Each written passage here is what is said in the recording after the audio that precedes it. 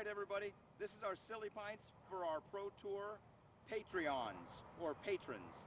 $25 a month gets you a Silly Pint every event we have. Today, this Silly Pint is going to Sam Martinson.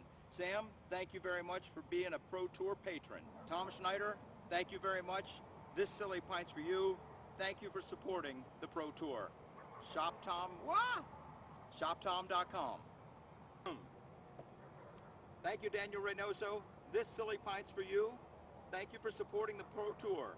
If anybody else wants to support the Pro Tour, go to patreon.com/DGPT. Maybe I'll be thanking you and giving you a Silly Pint. Brian Megason, thank you very much for your support of the Pro Tour. This Silly Pint's for you. Alan Risley, this Silly Pint's for you. Thank you very much for supporting the Pro Tour. And lastly, this Silly Pint's for you, Patrick Yo. Thank you very much for being a DGPT patron. Let's get back to the action.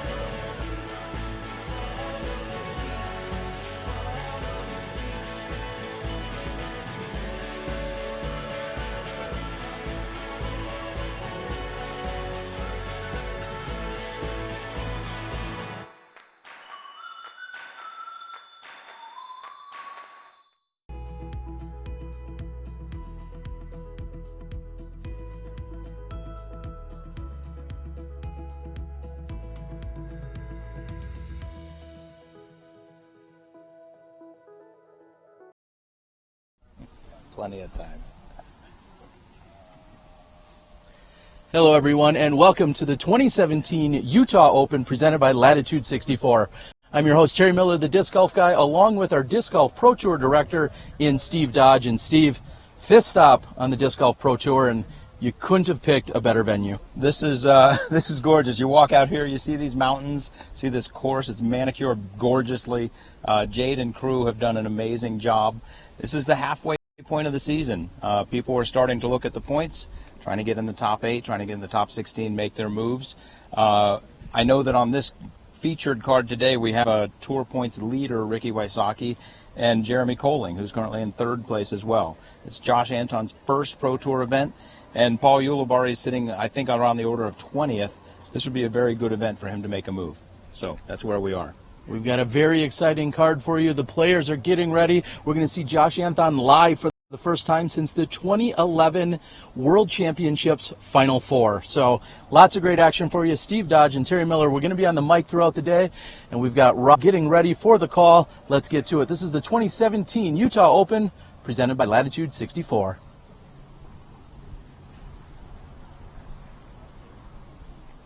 Welcome, ladies and gentlemen, to the 2017 Utah Open feature card.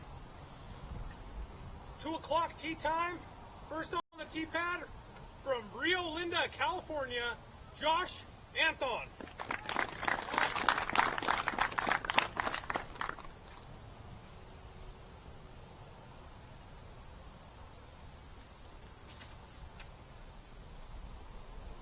And taking a route most would not have expected. Josh goes with an Anheuser off the tee, trying to carry that turnover shot.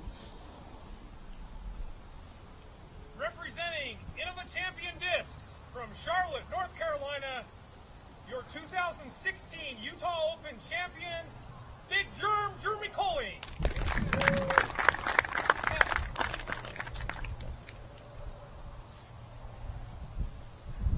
Hole 1, a par 4, 711 feet.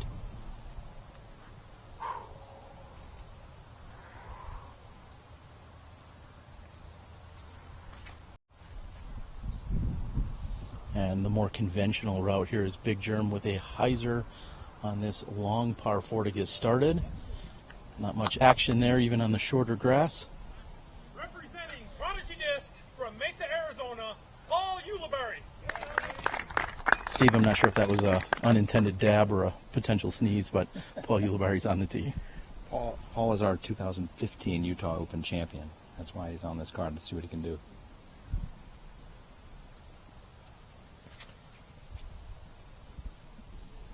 And low with a light tailwind, pushes it down. He's in the open. He'll have an open shot from there.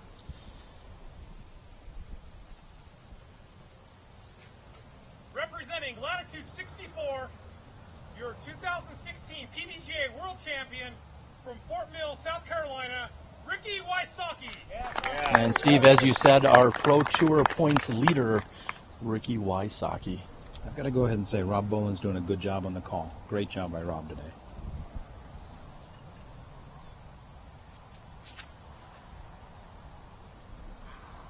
Gentle hyzer that's pushing left. And earlier today, I followed the women's featured card. Steve edited it together. We're going to take a look as we move down the fairway on our opening hole at the Utah Open.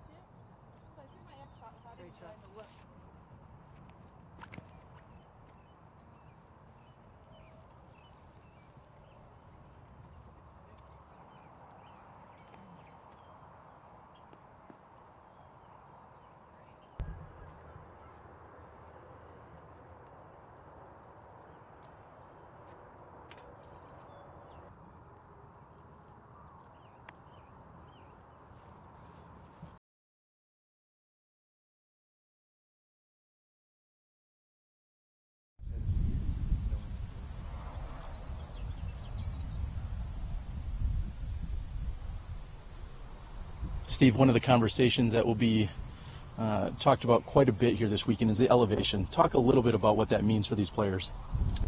Well, I think it means that the disc is more overstable. Correct? And if they're anything like me, I mean, it's a little harder to go up the stairs. What does that mean? What do they have to change something up here? I think you might know that better than I. We'll talk about that in a moment after we see Paul Ulibarri's approach.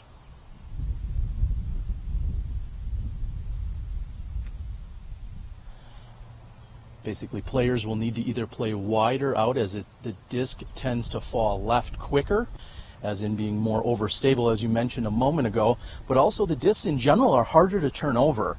So Paige Pierce talked quite a bit about typically playing a little bit of a hyzer flip in her game when she's driving. Out here, she actually said, no, I need to get on it and really turn it over if I want that disc to get up and move. So one thing that I really like about being able to cut in the women is right now nobody really knows what this hole looks like on the other side, except for the fact that we've seen the women putt on it. If you can get over that hill, it's a really slow green and you can really attack this putt.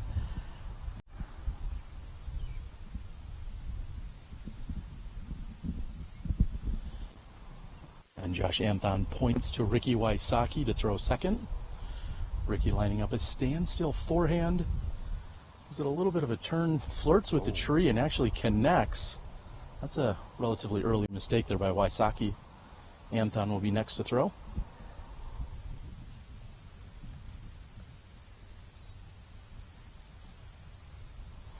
Anthon going with a putter, and it looks like just the right speed over the hill. He'll have a putt from there.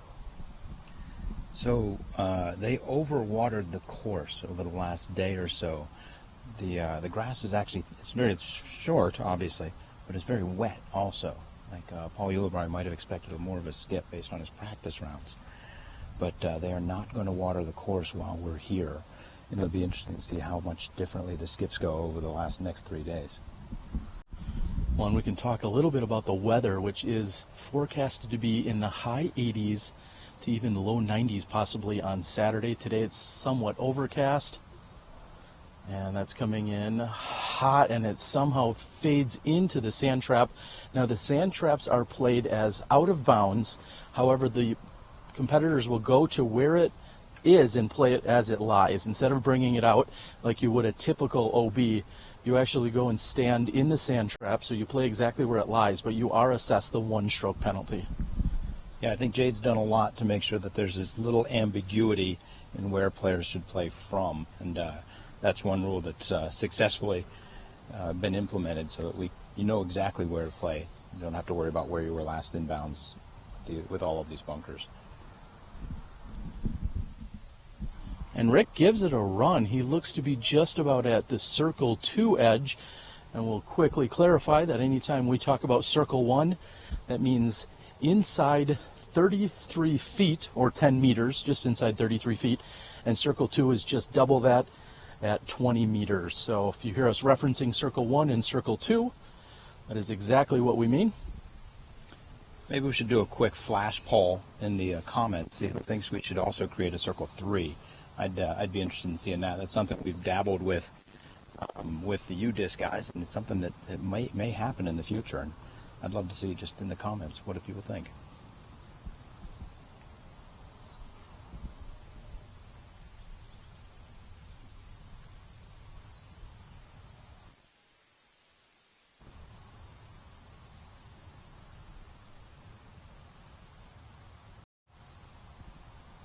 And Ulibarri at this as he's playing. Next putt will be Big Germ after finishing in the sand trap on his second shot.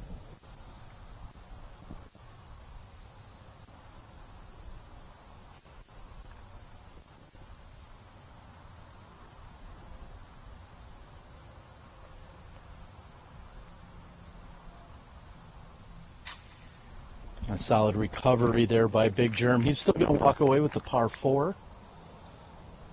This hole is averaging exactly 4 coming into this card.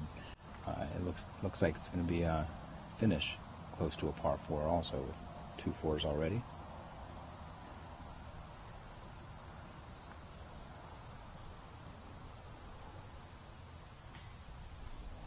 And Anthon with a short uphill putt, surprisingly low. Wysocki and Ulibarri along with Anthon will all clean up. This has been your first hole here at the Utah Open. We're going to move into hole 2. We'll be back with you after a word from our sponsors right here on the Disc Golf Pro Tour.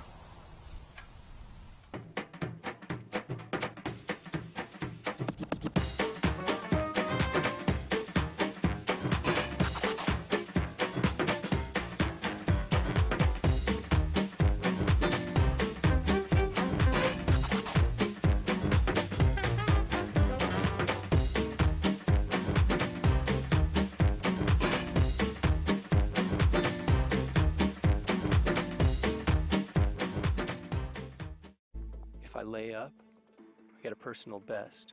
But if I hit the putt, it's a new course record.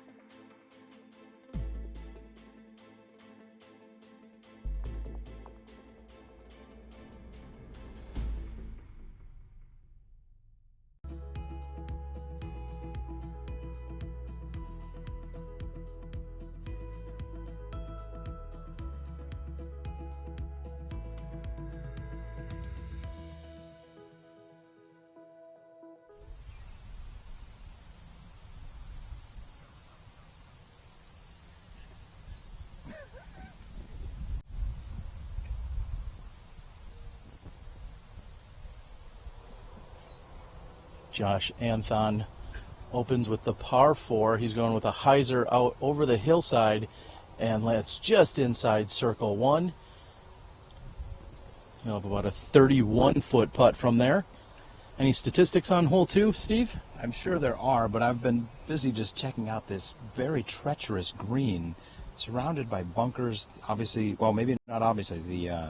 The greens for the ball golf course are also OB, so there is a lot of OB for them to deal with on this hole.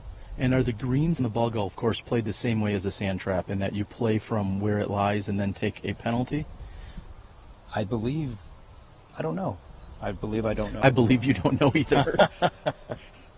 I made sure to know about the bunkers. And Big Germ's shot is much lower than we saw from Anthon. Germ's asking for it to sit. It comes in past the basket. And he gets the green flag. He is in bounds. You asked about stats. This is actually the 4th hardest hole on the course, averaging over half a stroke above par. So it's a 3.52 average. And Ulibarri goes up and over with the hyzer. The wind's pushing in nicely. And we have the spotter running it down, and it looks like he gets the red flag. A little too much power. I thought that was an ace run. And Wysocki will be 4th to tee. Expect to see another hyzer. There's a gentle wind pushing from right to left. This may be the calmest of the next 3 rounds. And then we are seeing it roll, and it also goes red. We're going to see how the women played here on hole 2 a little earlier. We'll be back in a moment.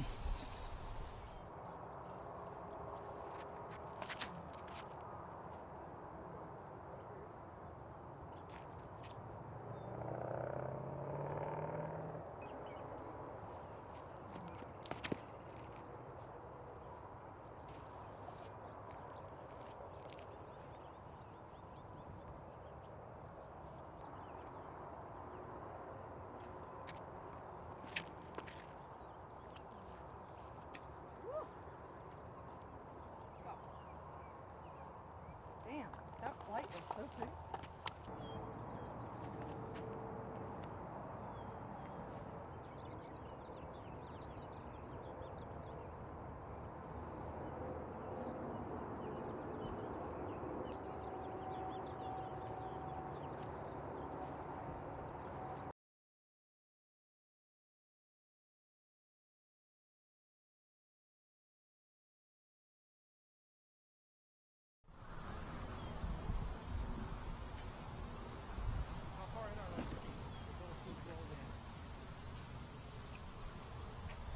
Paul Ulibarri had asked how far out. He said it had just barely rolled in, is what the spotter had indicated. We find Big Germ just inside the circle 1 indicator.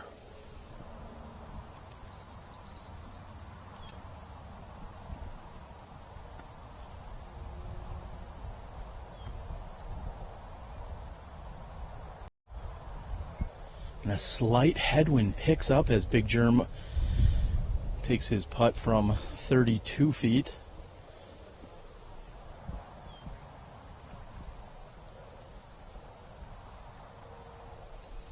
And Josh Anthon also just inside circle 1. He'll be looking at a downhill putt. He's got a gentle right to left wind pushing.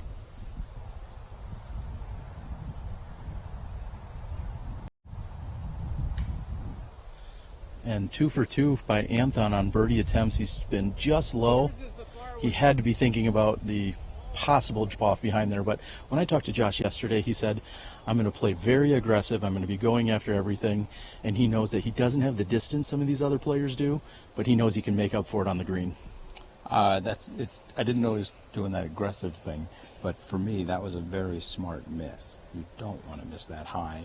You'd sail right over Ricky's head in this case. And on the uphill putt, we see that Wysocki is low. There's no reason for him to come up low on that other than a little bit of a misfire, a wind read, because he can be aggressive. Again, you mentioned the grass is a little bit longer, and there was no chance for it to roll. So, unforced error there by Wysocki.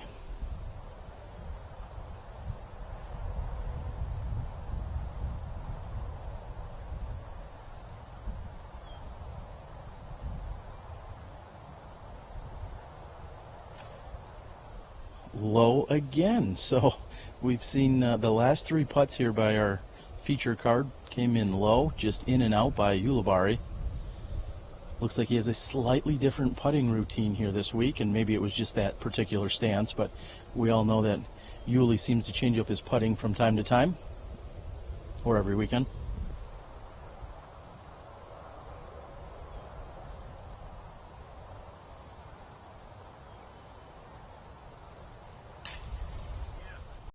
Cleanup for Koling. We know that you said this is playing as the 4th most challenging hole. Yeah, is that correct, Steve? I think we've seen why. It averages 3.5, and they just got a 3.5. That's a tough hole. We're moving on to hole number 3 right here, the Utah Open.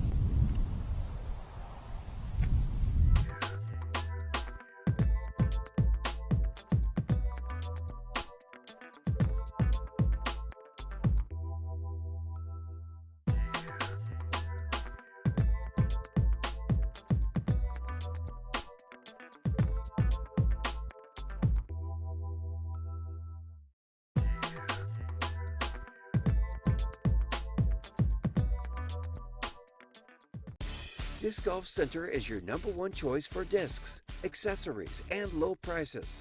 With free shipping within the U.S. on all orders over $12, discounts from our customer rewards program, and the ability to pick out the exact weight and color disc you want from our live inventory of over 20,000 options. You'll find exactly what you're looking for. Visit discgolfcenter.com, the world's largest disc golf store.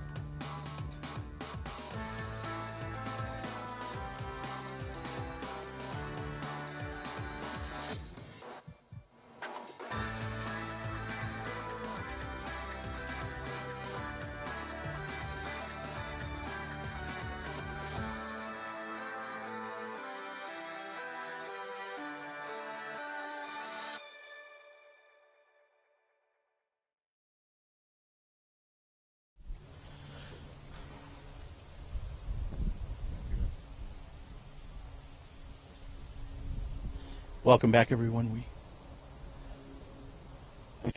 On hole number 3, Josh Anthon still with the tee. He goes with a high hyzer,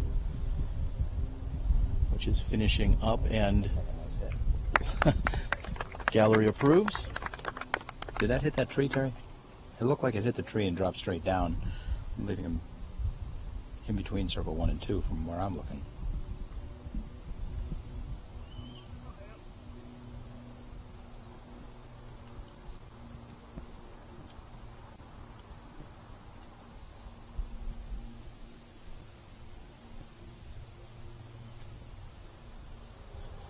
Again, we see Big Germ going with a lower line than we just saw from Anthon, who was much higher with his hyzer attempt. Looks like he's gone long past the basket.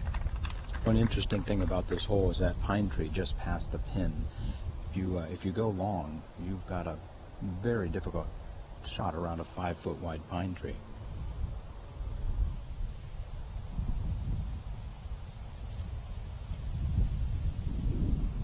Ulibarri has split the difference between Big Germ and Anthon's height. And it looks like he's also going to finish deep.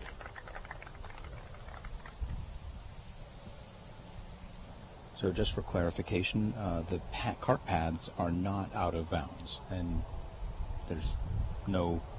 they're just part of the course. And as Steve says, looks like Wysocki has pulled that wide right and also deep. Let's see how the women played out on hole 3 earlier today.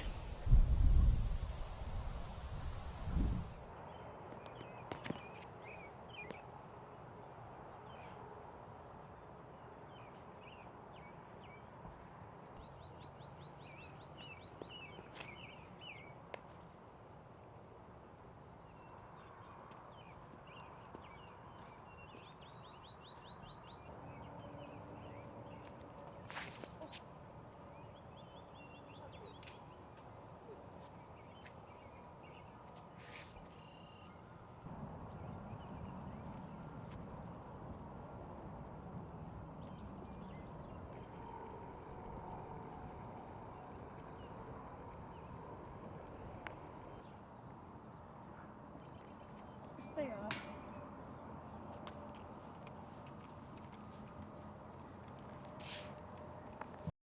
Maybe.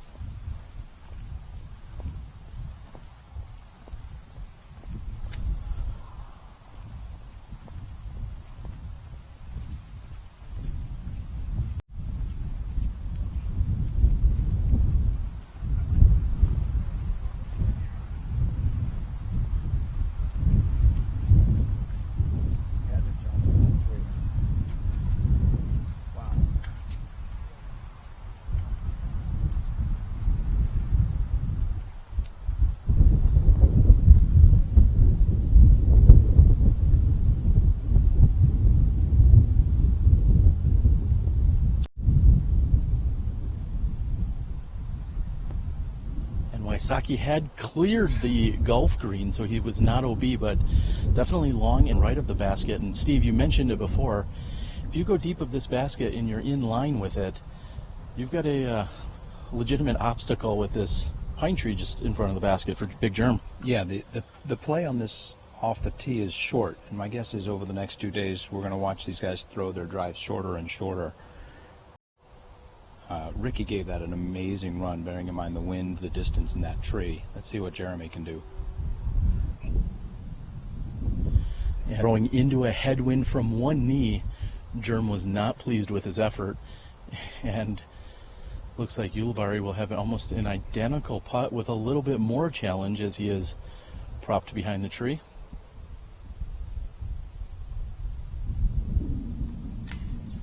Oh, tricky in and out. It just touches the front chains and front basket. I'm not sure if that was fully in, but a good looking run there by Uli.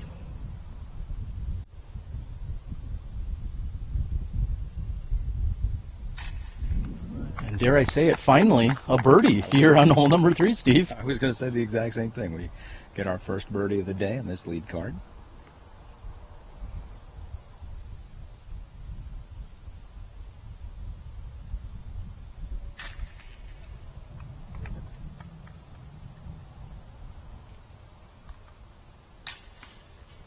Rick maintaining balance, and we'll see Uli tap in for his par. 3 pars and a birdie by Anthon. We're moving on to hole number 4.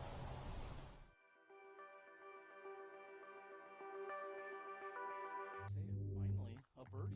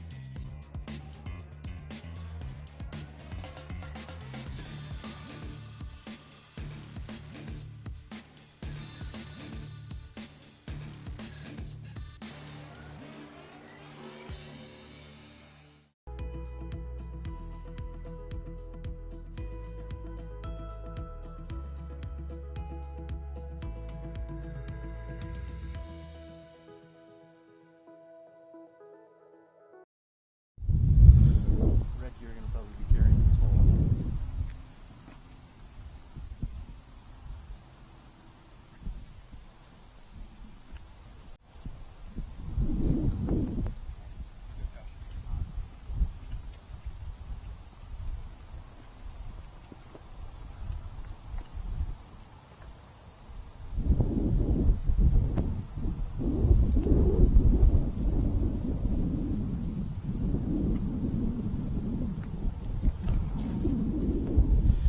And welcome back. We have Josh Anthon on the tee.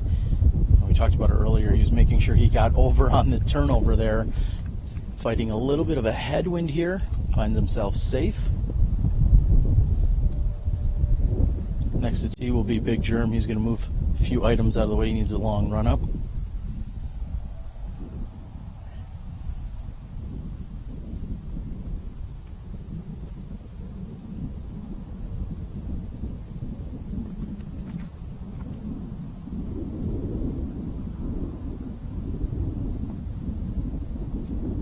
And what an impressive shot by Big Germ. 453 feet. Into a headwind.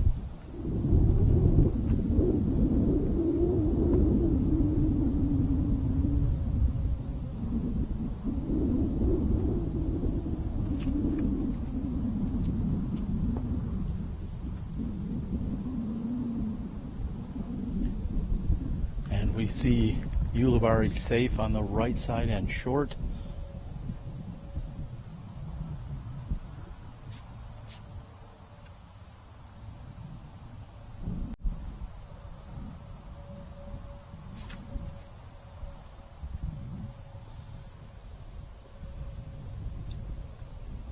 And Wysocki's also finding himself safe. You have a long putt from there. We'll see how the women did on hole 4 earlier. We'll be back in a moment.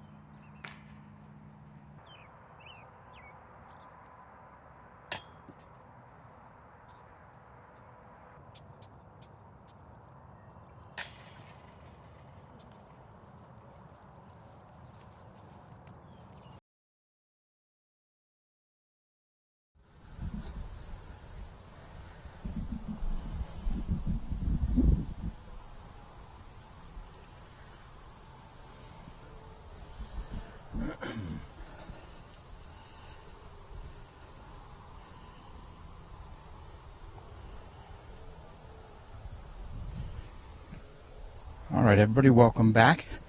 Paul Ulibarri for birdie.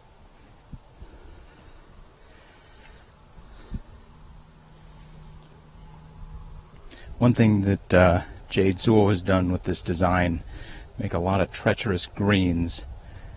If you're 25 feet away from this pin, you are in the drink. Ricky Wysocki, about 55 feet for birdie.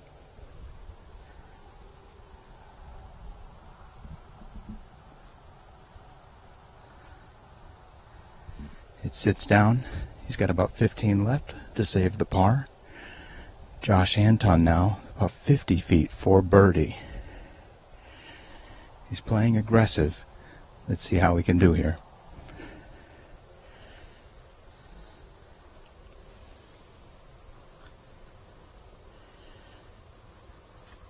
Birdie! Josh Anthon thrilling us.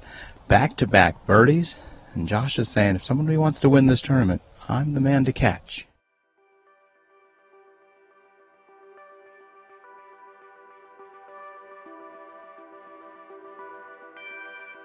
For birdie right here from about 20 feet.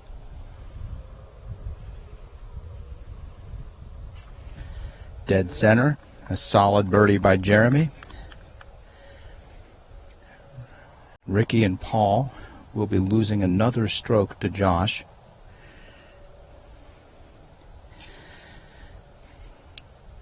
A solid par putt by Ricky Wysocki. Paul Ulibarri will drop it in. Let's go to a word from our sponsors.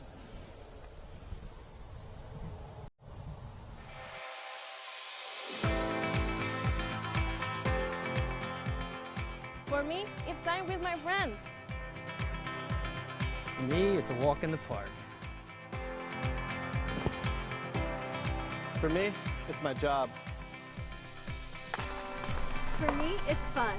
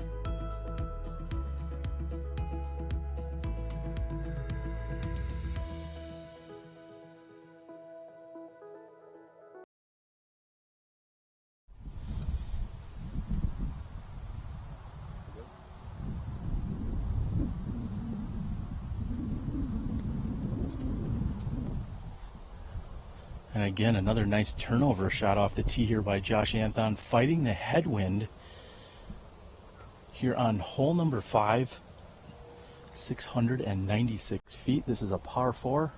Big Germ's looking to bite off as much as he can on this drive.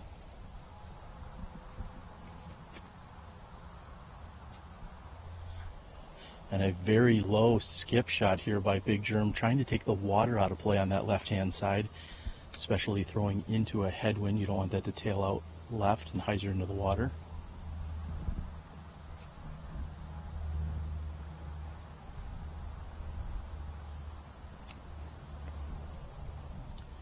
And that continues to turn. That's going to finish in the center of the fairway when it finally comes down. The wind is lifting it and keeping it up.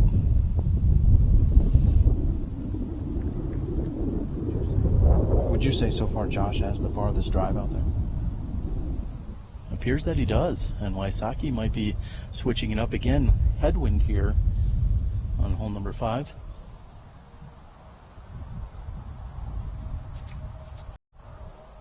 And I think Ricky might go after that long drive here. Steve, this is playing as one of the easier holes according to par? I'll tell you after the women.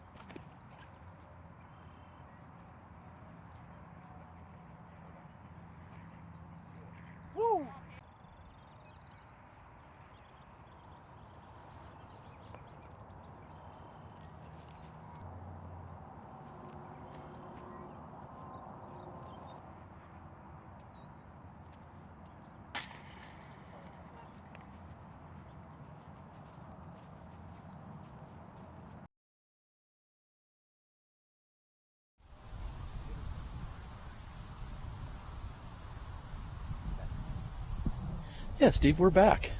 And how difficult is this hole, Steve? So this is the second easiest hole on the course. However, that's according to par. The average score on this is a 3.8, which tells me that the rest of the course is playing pretty difficult, because it's just 0.2 under par as the second easiest hole. So there's not a lot of birdie opportunities out here.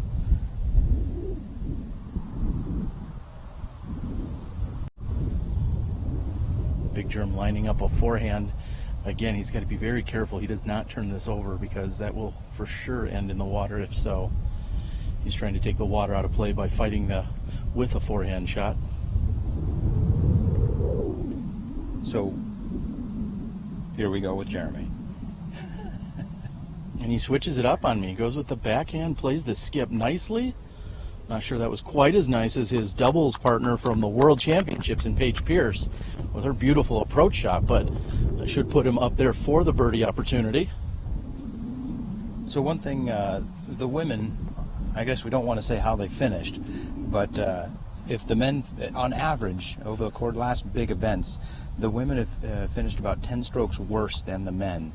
And one thing that says to me is that a score in the single digits under par is going to be a good score, especially with this wind picking up. The last couple of days we have not had this much wind during the practice. Paul Ulibarri, very nice upshot, gets in the circle. These guys are going to have a chance of birdie on this hole.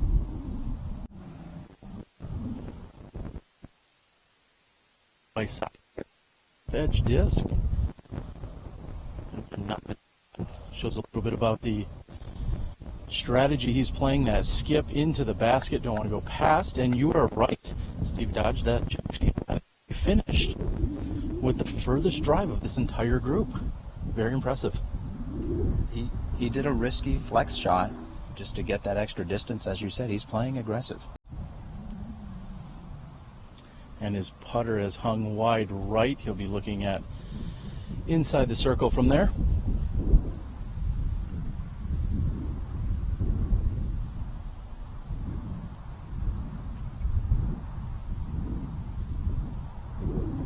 So one thing that we can talk about the women having played this hole, and we saw Katrina's shot hang up and not hook back left. They didn't have nearly as much wind this morning, so that shot, if she played that exact same shot now with this headwind, it obviously would have stood up quite a bit more. Or no, it would have turned over more. Who knows what would have happened, Terry? Woulda, coulda, shoulda.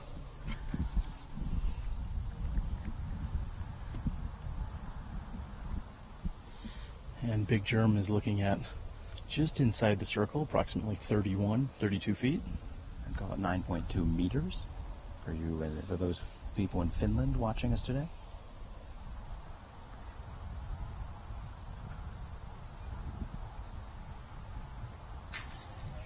And a solid putt there by Big Germ. That is a birdie 3.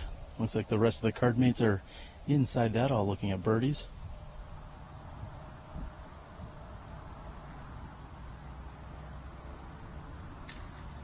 And just squeaking over the edge with that gentle Anheuser putt. Anthon will remain on the tee with honors, moving on to the next hole. Josh Anthon now has 3 birdies in a row.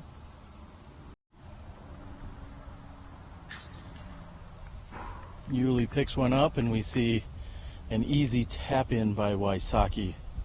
4 birdies here on hole number 5. We're moving on to a beautiful island green, hole 6. We'll be back in a moment.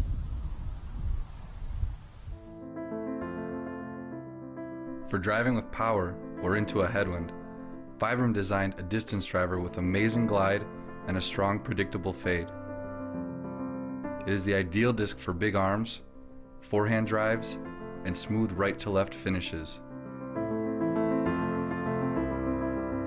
Introducing the Olace from Vibram. Durability, grip, performance.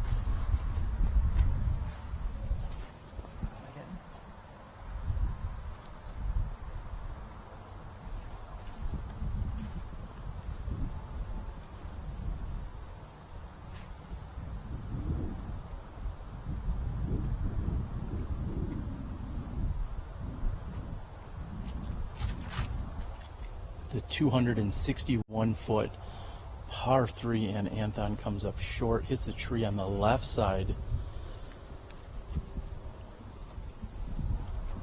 Big Germ looking at a forehand.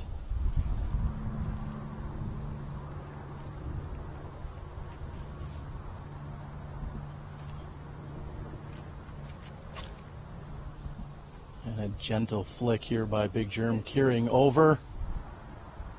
And just short of the pin, looking at a uphill putt.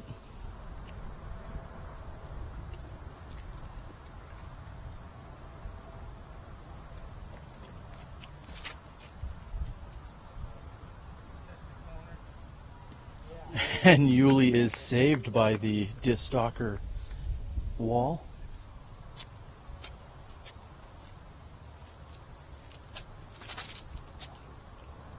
And Wysocki's carrying nicely to the green with a forehand as well. And he's good. Josh confirming there's a drop zone. We'll be back in a moment after the women on hole 6.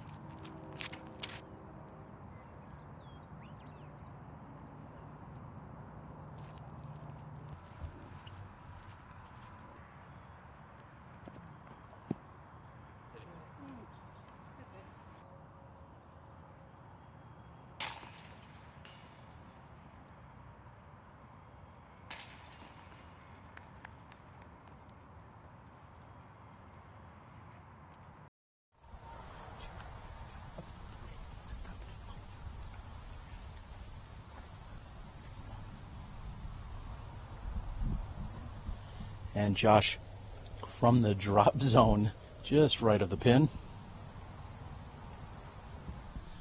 Josh, in fact, threw a putter off the tee there after seeing 3 other drivers come in, 2 forehands and a backhand. Josh went with the putter, which caught the tree short and left of the pin.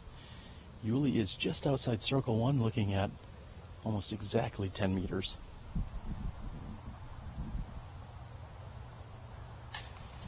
And he knew it right out of his hand with the Uli step putt.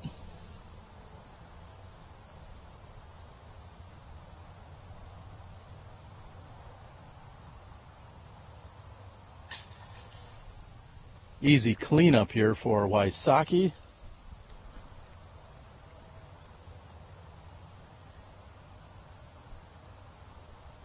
What are we seeing on this hole, Steve? About 25% go OB on this hole, 27 for the rest of the field. Actually, just dropped down to 26. And Anthon kept that stat alive. Let's go to some hole sponsors.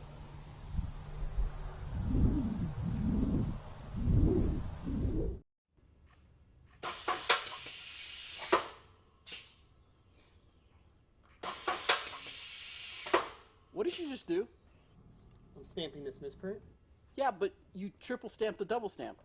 Yeah? You can't do that. Can too. Cannot. Can too. Cannot. Can too. You can't triple stamp a double stamp. You can't triple stamp a double stamp. You can't. Eric! Guys, enough! You want to hear the most annoying sound in the world? Do it! Just do it! Don't let your dreams be dreams. Yesterday, you said tomorrow. So just do it! Make your dreams come true! Just do it!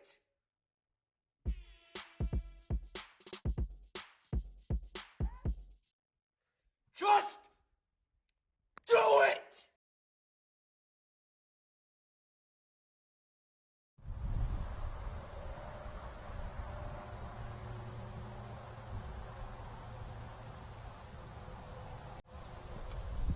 Welcome back to hole number 7. Big Germ out of his hand. We have the spotter chasing it down, and that is in fact OB.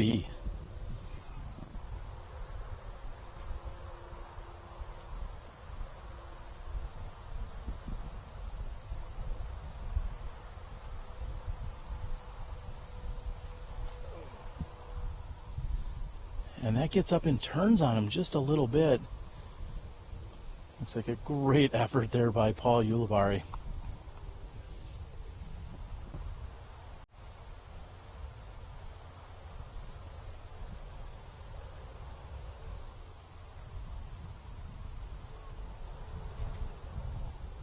And Ricky also gets over on it. We'll see if that's going to carry too far past. We have again the spotter chasing it down.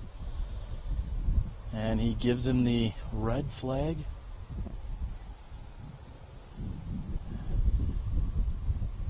And Josh doesn't get over on it enough. He talked about playing the flex shots out here, knowing that he is going to need all the power he can. And he touches the green and then rolls. We'll see if we can get an official. It looks like our spotter is not going to tell us. Well, we'll find out when we get closer. We'll be back after seeing how the women teed on hole 7.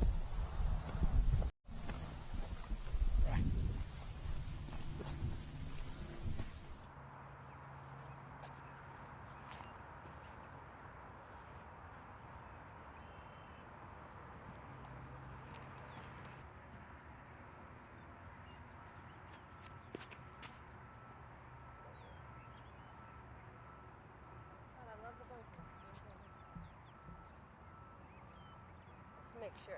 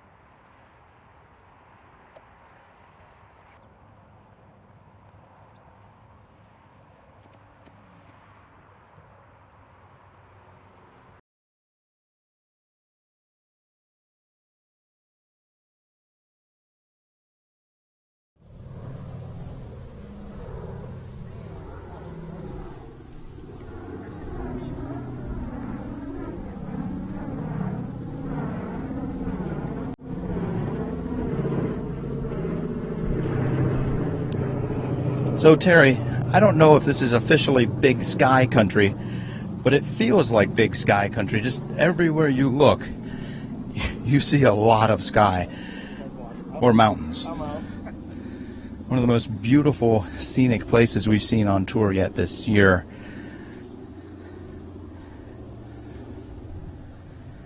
So Josh is in fact out of bounds. He's on the green by about a meter.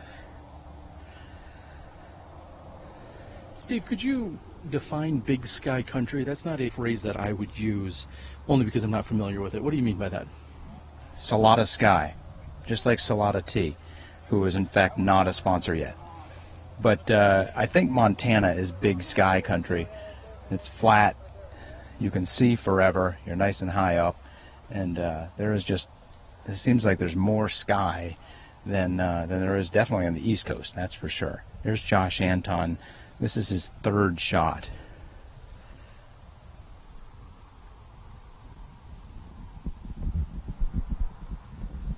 And with OB, actually no, the cart path is not out of bounds. I'm sorry, I'm used to thinking that it is. However, Josh puts himself a few feet from the pin. Wysocki very quick to fire. And Wysocki started running it down. Uh-oh, that was even a Wysocki grin there as he was running it down. I think we might be in for some trouble if we got a grinning Wysocki out here. Almost running down his 100-foot putt there. Steve, a minute ago did I just hear you say the earth is flat? Yeah, I don't think that I said the earth is flat. I may have. I think maybe the earth is flatter in this area. But there's more sky here. So there's more sky here than back in Milwaukee where I'm from. There is more sky. Less oxygen, but more sky. In looking at the women's round, one thing that defined the women's round is the number of OBs that they threw. And that was a telling statistic. For example, Amy Bilodeau was at one point leading the tournament, and she had 0 OB strokes, and Paige and Katrina had 3 and 6 at the time. So staying clean is very important here at the Utah Open presented by Latitude.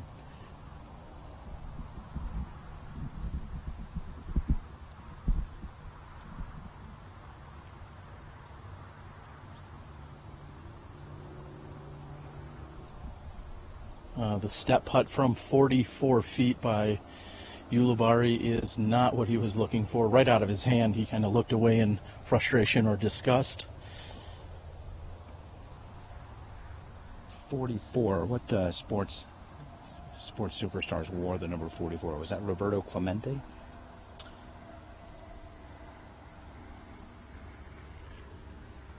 Possibly.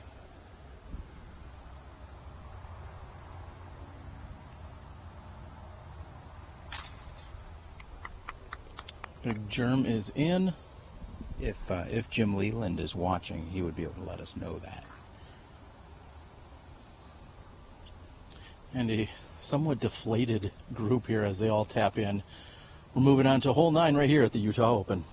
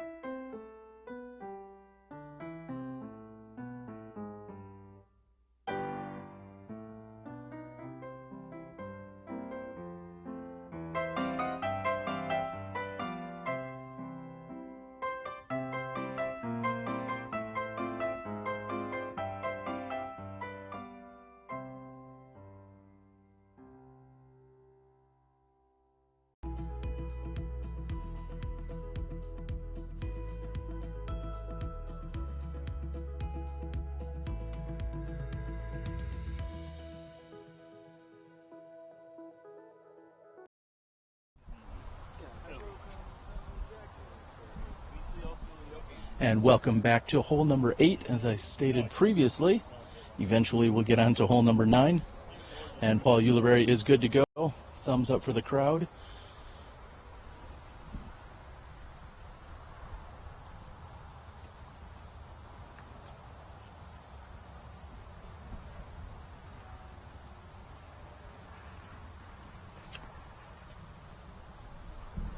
Paul looking to go right at the pin. And travels just past it deep. He gets the green flag. Looks to be about 35 feet. This hole is 330 feet, and the play is past the basket. Paul's shot was perfect. You want to go right at it. And if you're going to miss, you want to miss long.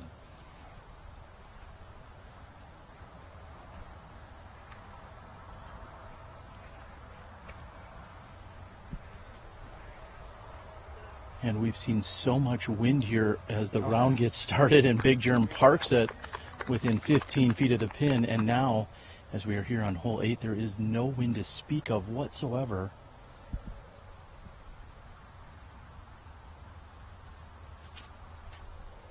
We'll see if it remains calm throughout the afternoon. Wysocki opts for the hyzer, playing to the mound, and it has finished in the sand trap.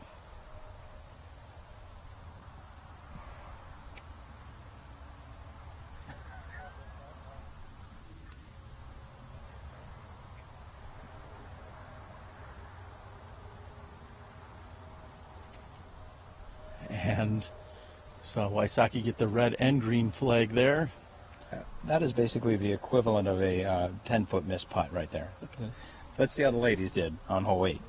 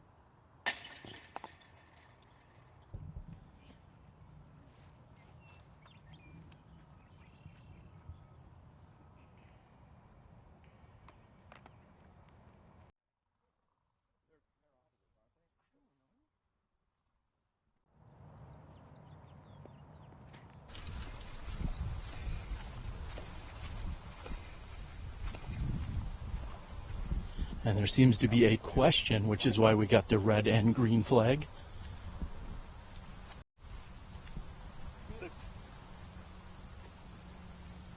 Safe? Yeah, touching in the grass is safe, right? Yeah, I think so. Touching the grass right there. Yeah, that's touching the grass. And they've deemed that it is touching grass, and Ricky Wysocki is safe.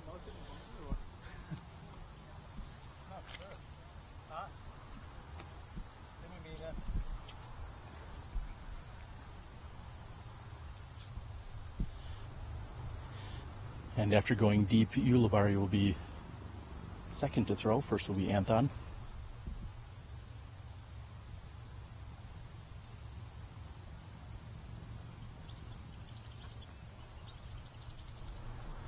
Josh's jump putt is to the right.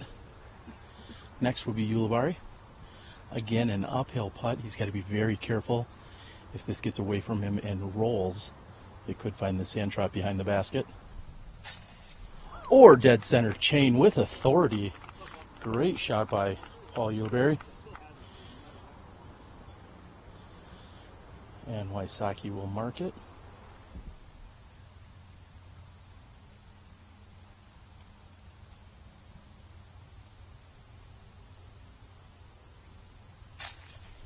And Wysocki has the 2.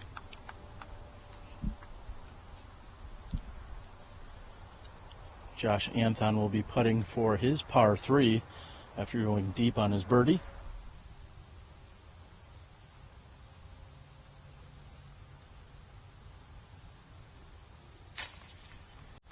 Cleanup for Anthon. And Big Germ's going to put in for the bird. 3 birdies and the par by Anthon. We're moving on to hole number 9.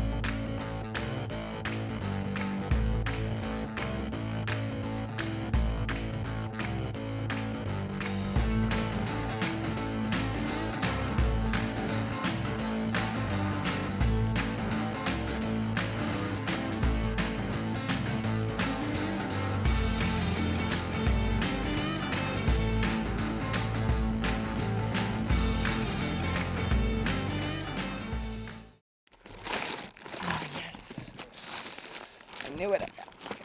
Knew it. Haha. What's the pro tip on snack time, Sarah? This is a really good time when you're last on the box and there's a wait. This is some yogurt that I keep in my cooler bag of my Zuka cart. Because they have all these sweet accessories to carry all the cool stuff you need. Lots of room for lots of fun things like a toothbrush, some super glue, some baby wipes, an extra skirt, a rubber chicken, and some lotion. All seem like essentials to me. They are.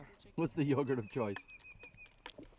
Chocolate Haze Craze Flips by Yod Chobani. It's my favorite. Snack time pro tip, Sarah Holcomb.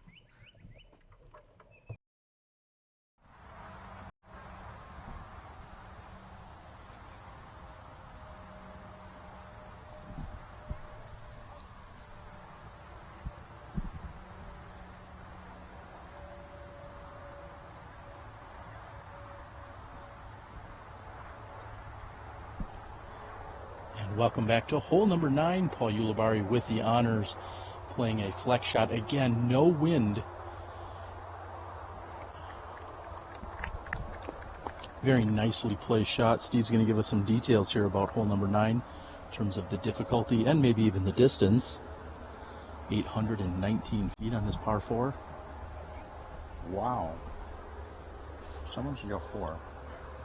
And Big Germ with a misfire. He does get the safe sign, but that is almost hundreds of feet off the mark. And Big Germ just says, wow. Accurate.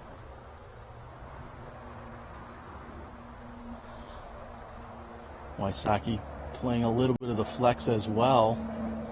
And I think he's putting himself in a better position. Anytime you're on the left side of this fairway, it seems to be a little bit more open, so you can attack this slightly elevated pin. Yeah, you definitely want to be left on this hole. And Josh going to the right. He's going to play it up that side. Full flex shot. We've got a long walk ahead. Let's see how the women did earlier on hole 9.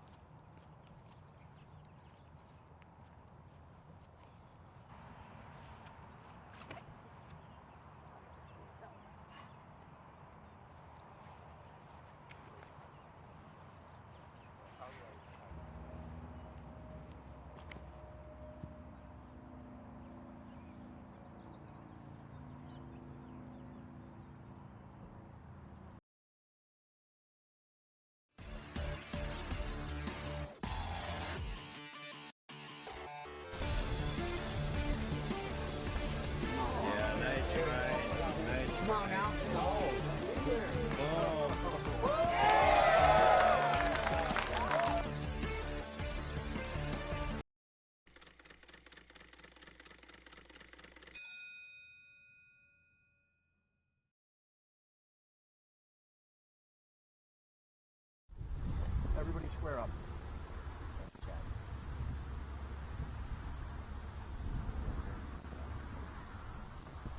And welcome back. I think we're going to have Big Germ throwing next, and as we make sure we get into position. Steve, what do we see? Well, Koling's sitting at 3 down. Ulibarri's at 2 down. Anthon and Wysocki are 1 down right now. We're halfway through the round, and Let's look at the leaderboard real quick. Well, Bobby Music just birdied hole 12 to Sixtown. He's now in a tie with Dana Vici. It's his first Pro Tour event. He said he's playing all of the last events. Might as well do well at the first one you're playing. Here's Jeremy Koling's second shot. He's got a good look attacking that elevated basket. I think he's put himself in very good position to take a putt. And Ulibarri has indicated that Anthon will be next to throw. Anthon stepping up quickly. And Anthon coming right in at the pin, just missing. Next to throw will be Paul Ulibarri.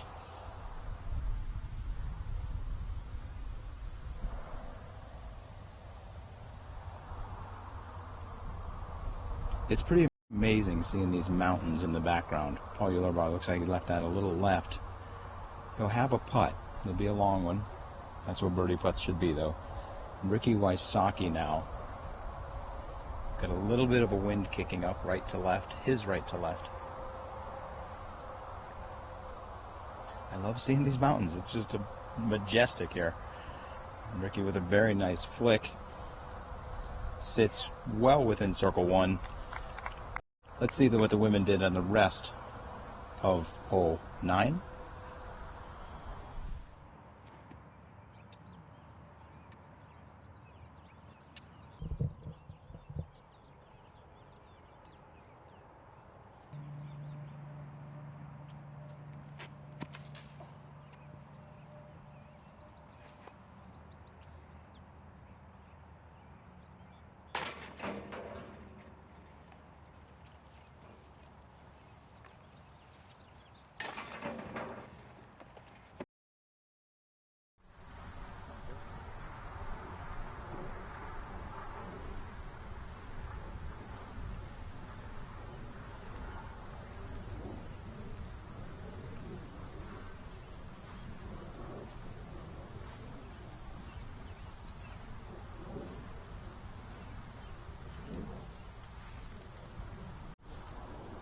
Looks like we find 2 putts just inside circle 1, while one right next to the basket, and 2 putts from outside.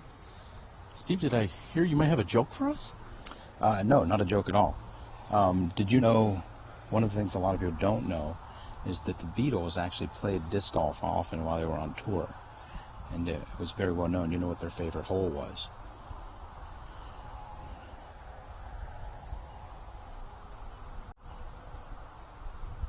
Hole 9? Number 9. Number 9. Paul Ulibarri misses his birdie putt.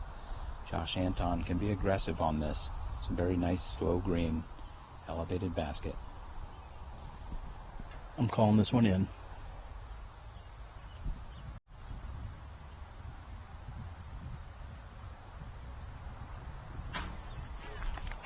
And without a doubt, with a 1/4 inch to spare, Anthon is in. He'll card the birdie. Big shout out to Delta Windjammers for sponsoring our elevated basket.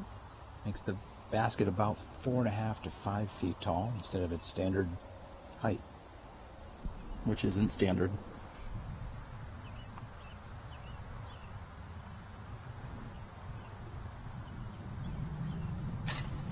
And with some go-karts in the background, Big Germ cards the birdie. Wysocki will have the easy tap in. Ulibarri will be left out of the party here. He's got just 14 feet left, maybe closer to 12. We have a double Mando on hole number 10 in just a moment. And we'll be back after a word from our sponsors as we move to the back half here in opening round of the Utah Open.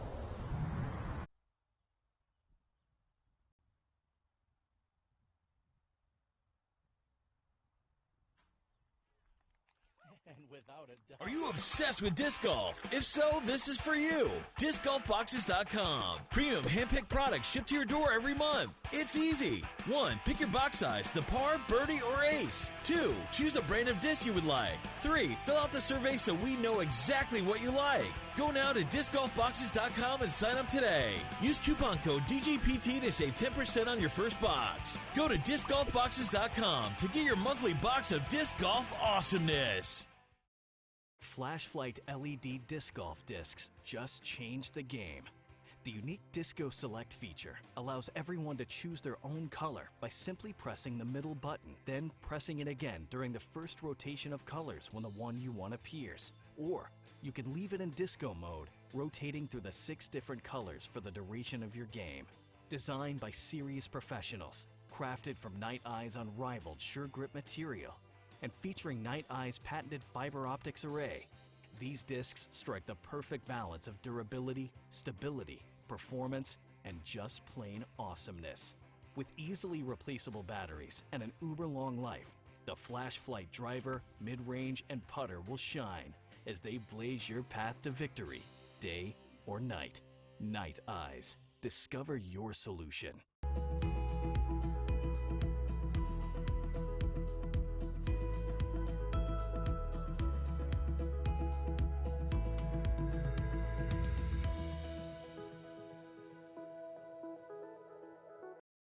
All right, we're up. Rick.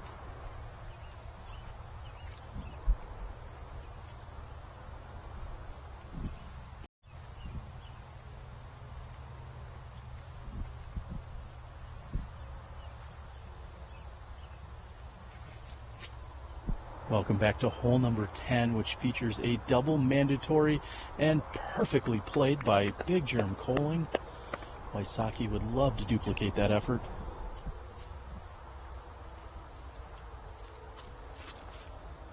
And Wysocki goes right through the mandatory tree, does not get the carry after getting hung up. However, he has navigated the mando.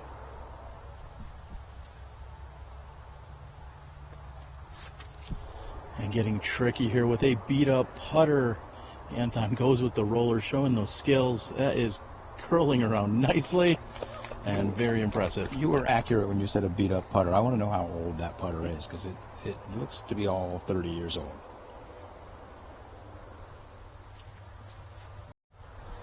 And speaking of 30 years old, as we watch, not get a good kick. I'll be back with a birthday message in a moment.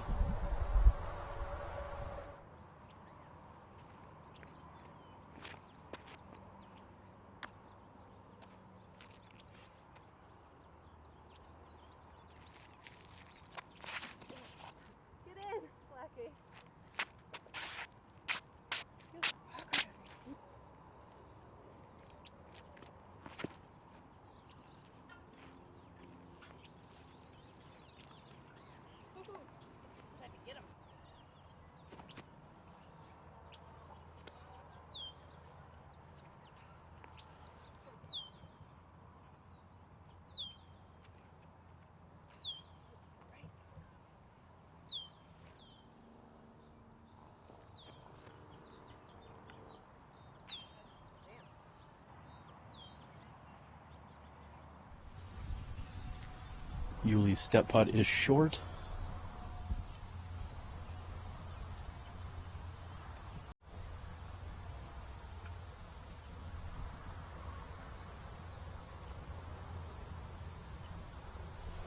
Ricky's got about 73 feet.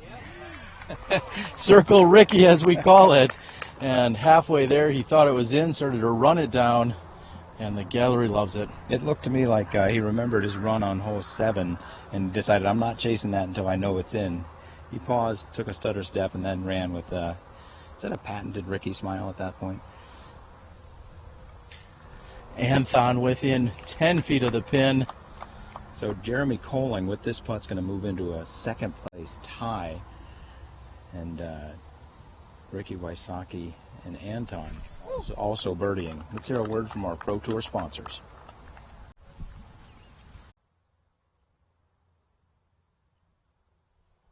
Ricky's got about 73 feet. Circle Ricky, as we call it.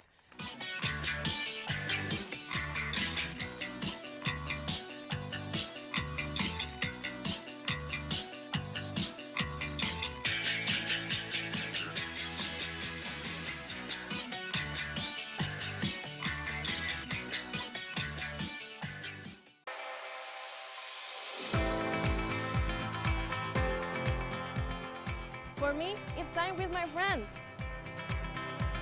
For me, it's a walk in the park. For me, it's my job. For me, it's fun.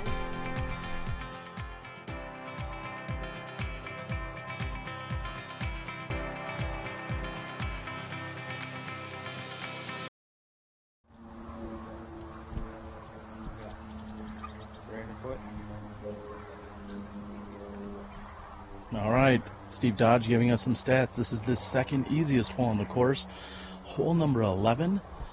Earlier I mentioned some birthday messages. Well, Eric Oakley is celebrating his 29th, and Paige Pierce yesterday turned 26. Happy birthday to both of them.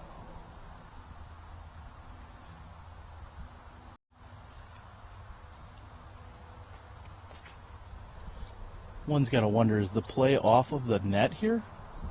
That is exactly the play. You can watch Jeremy's shot or check out Katrina in about a minute.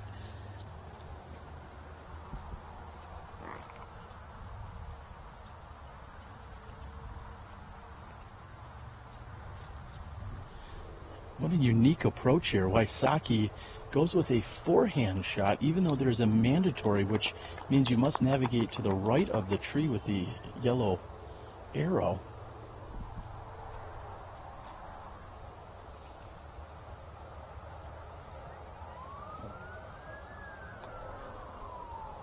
And what an unfortunate kick off the net as he hits one of the pillars. That is the driving range here at Mulligan's Golf Course. You know that I live to contradict you, so I'm going to say that was not an unfortunate kick. If you hit that net, you're just going to roll along it, and you're going to hit those pipes. Let's see how the women navigated this Mando.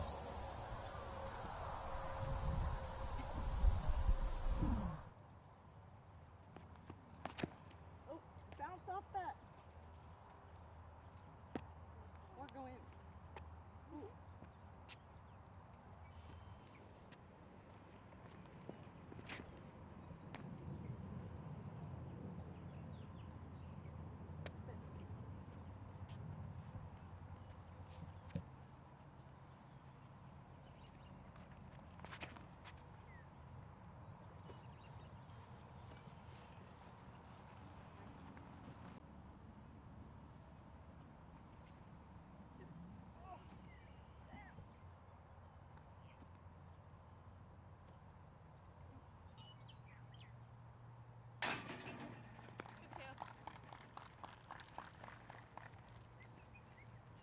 Does he get a meter from the bottom of the net?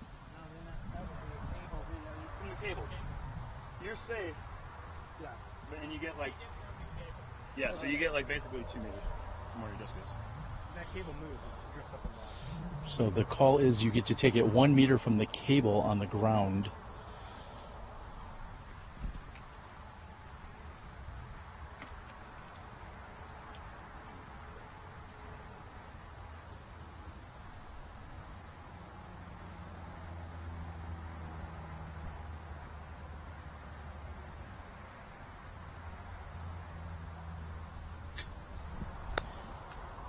Anthon's putt is just a bit high, and we do want to make a clarification. The only way that you are considered OB if you go into the driving range on this hole is if you go up and over the net. So a shot like Josh's that hits the net and then somehow comes down or somehow scoots underneath would not be considered an OB shot. So Josh was in fact inbounds. You're exactly right, Terry. There's a couple places where there's holes in the net. Beautiful birdie putt by Paul Ulibarri. And then also when it gets windy, this cable will actually lit up and a disc could actually scoot underneath. The intention of this net is if you go up and over, that's your out of bounds. So it's like that on holes 11 and 12, which is the next hole. And you have to throw a very bad shot to get up and over the net here.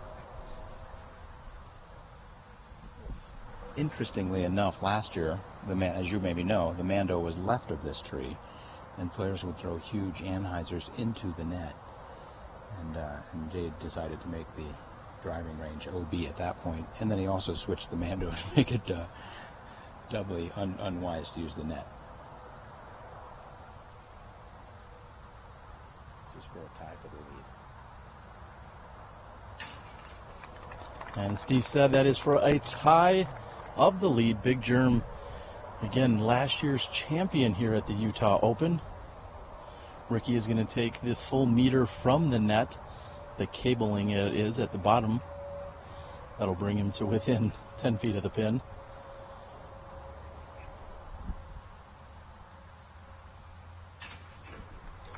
And Josh Anthon, the only one left out of the birdie party here. We are seeing why this is the second easiest hole on the course. We're moving on to the last third of the course, hole number 12.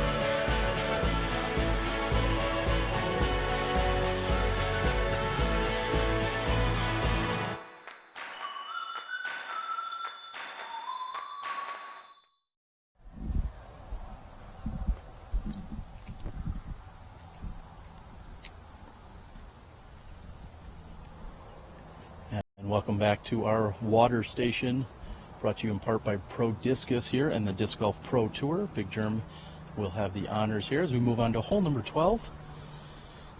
Hole 12 has been averaging 2.98, par 3 measuring in at 348 feet. 2.98 is 1/3 less than 3.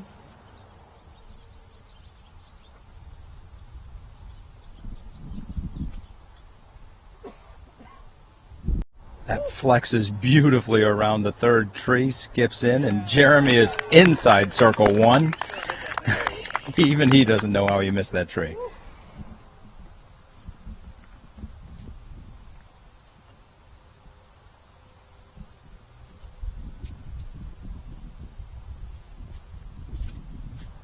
Now we feel a gentle tailwind here, which is consistent with the headwind they faced as they were moving opposite direction earlier in the round.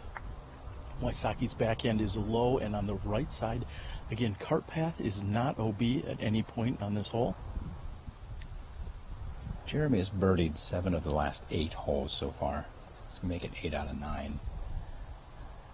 And he will be our leader after he hits this birdie.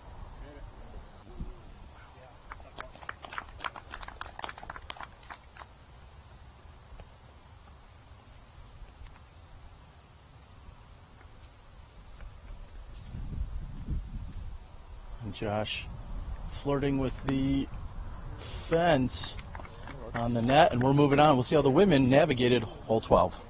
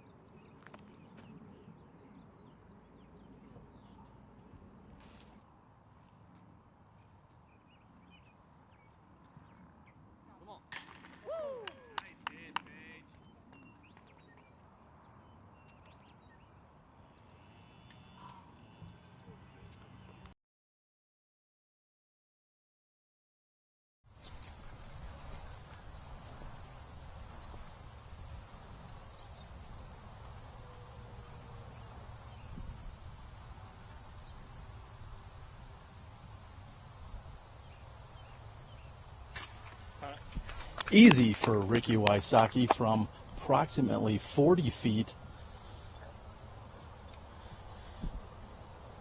making the putting look easy here today. Big Germ will be able to putt with his driver, which is usually a pro's favorite putt.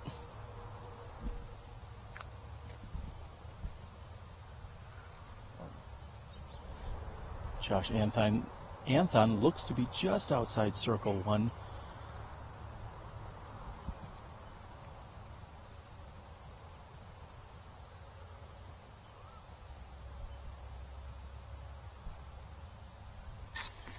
Great height and speed. Anthon with the 2. We're expecting Uli to also get in on the action. That makes Anthon 3 for 5 from circle 2. He's hit 60% from circle 2. Pretty amazing.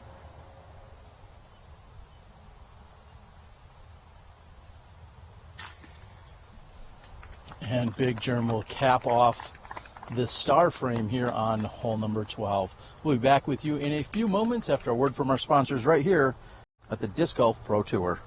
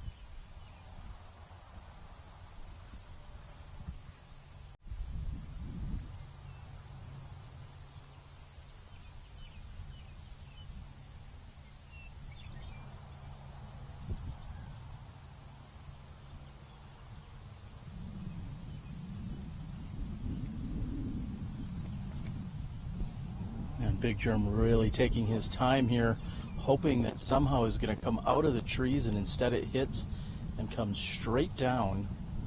There is a tailwind.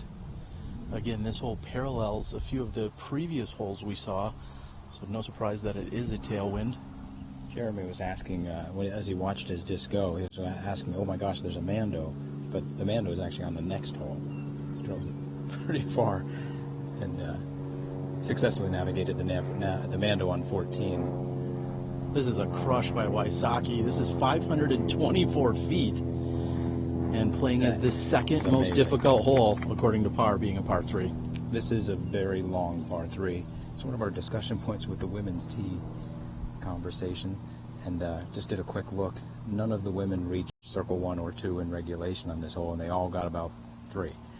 So Paul Ulibarri with a very nice crush, setting himself up with a putt just outside circle 1. Let's see what Josh Anthon does if he does his flex, bringing the water into play a little bit. He's going for it, and he's done just that. Played the flex. That's going to come out of it. It's just a matter of if he'll get a skip or a flare out of that. However, that's going to be in layup territory. We'll bring you the women's coverage right here on hole 13.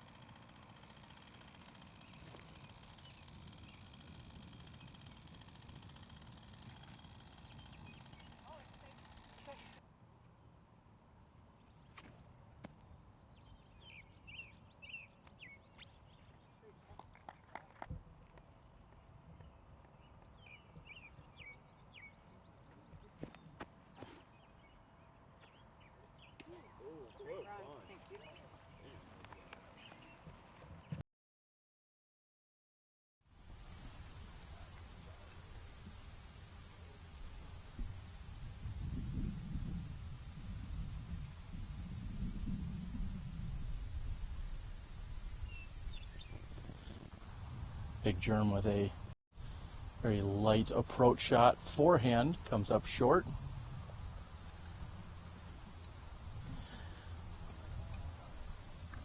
What are we seeing on the leaderboard, Steve? It looks like a pretty dynamic situation taking place as we go to this last third of the course. As you and I were just talking about during the break, there's an opportunity for us to see these 4 players again tomorrow.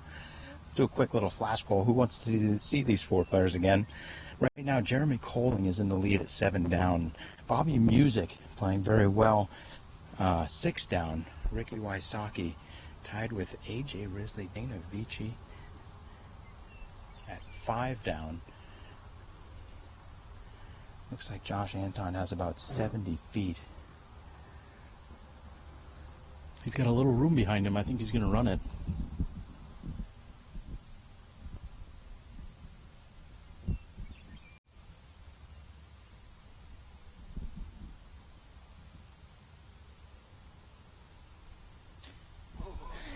And scoops in and out of the right side basket. Josh Anthon with a great run there from 70 feet. He told me yesterday he's going to play very aggressive, and I would certainly say that was.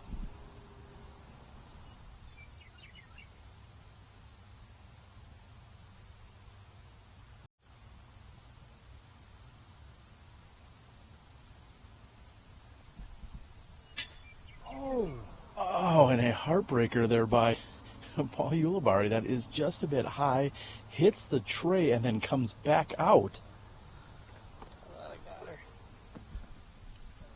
That reminds me a little bit about his putt on hole 3, which hit the tray and bounced out. He's had a couple of woulda, coulda, shouldas already in this first round.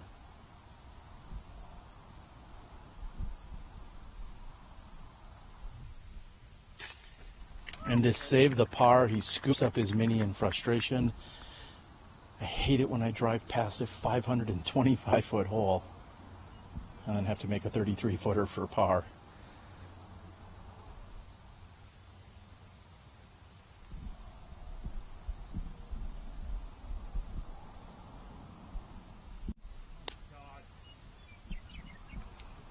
And Big Germ not drawing any medal here. Hole 13 jumping out and biting a few of these players. Not giving up any strokes. As you said, second hardest hole on the course. Yeah, these guys, this card's going to average 3.25. The average on the hole is a little over 3. And that's going to knock Jeremy. He's still in first, but now he's tied with Ricky and Bobby at 6 down. With Bobby's got a hole in hand. And with a smile, Yuli will tap in. We're moving on to the short, but very well protected hole 14.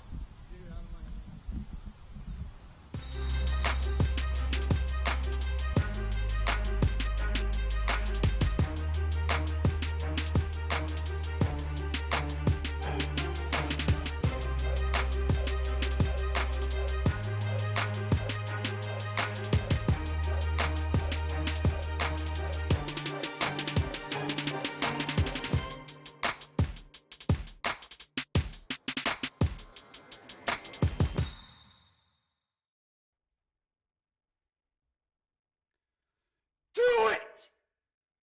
Just do it! Don't let your dreams be dreams. Yesterday, you said tomorrow. So just do it! Make your dreams come true! Just do it!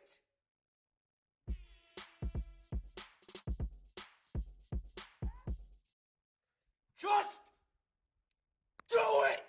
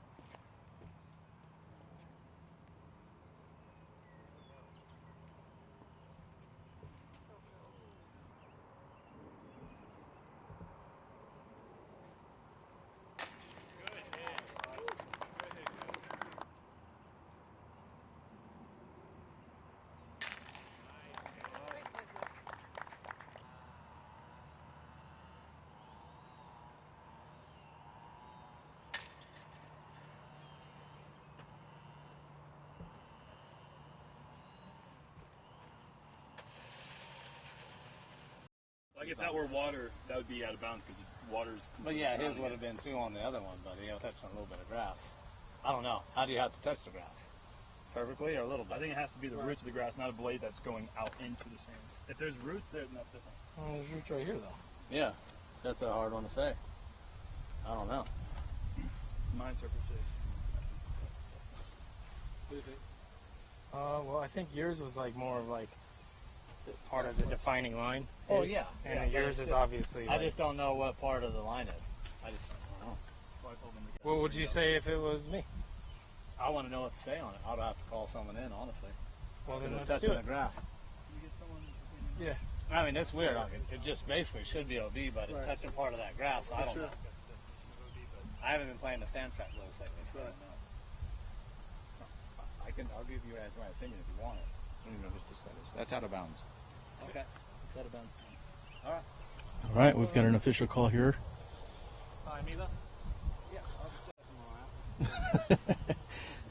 Looks like Ulibarri will be first to putt.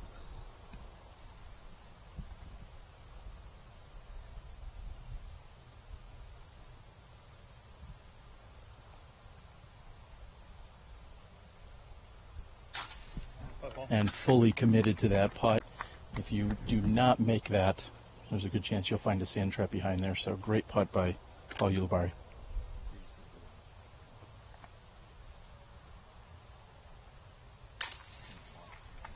And Wysocki with a same putt. Looks like it has been deemed OB here by Josh Anthons.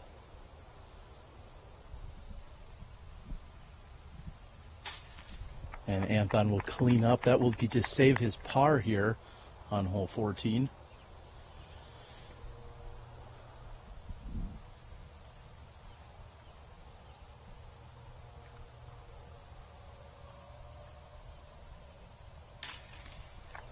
And easy for Big Germ on the birdie. We're moving on to hole 15 on the Disc Golf Pro Tour.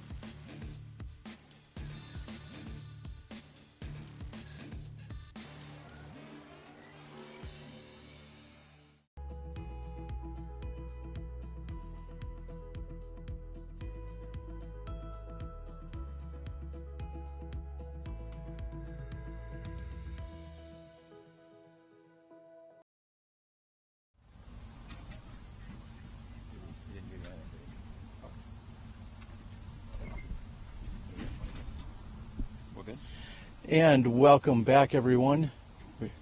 We are here on hole number 15. Our players should be ready to go in just a few moments. I'd like to thank the anonymous donor from earlier in the year who sent a DJI Mavic. They titled themselves as JL, so thank you very much. That was, in fact, my first attempt at drone previews that you've been seeing on many of the holes here this weekend. So 2 holes ago, we were playing hole 13, which was the second hardest hole on the course. We're now on hole 15. We're now on hole 15, which is the hardest hole on the course. This is a par 4, average is 4.6. A lot of water on the right. There's OB barbed wire on the fence. OB barbed wire between the property lines on the left side. This is a very difficult hole, a very long hole. And oddly enough, all these guys are looking to birdie.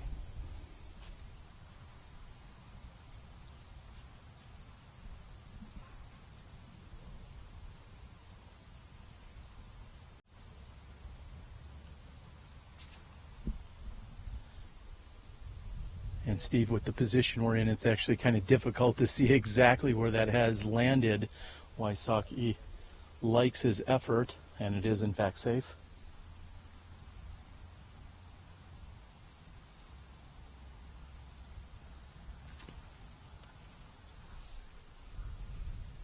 Doesn't appear to have any turnover in that shot as he fades to the left. Ulibarri is also safe.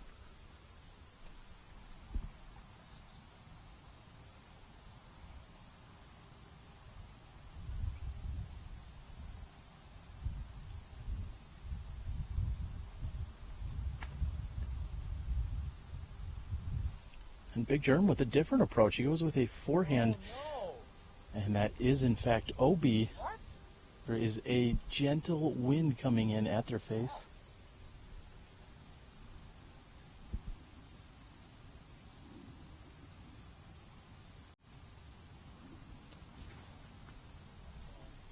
And that looks to almost be of a layup in nature off the tee here. Playing for the hyzer, he's safe. We'll move on right here on hole 15.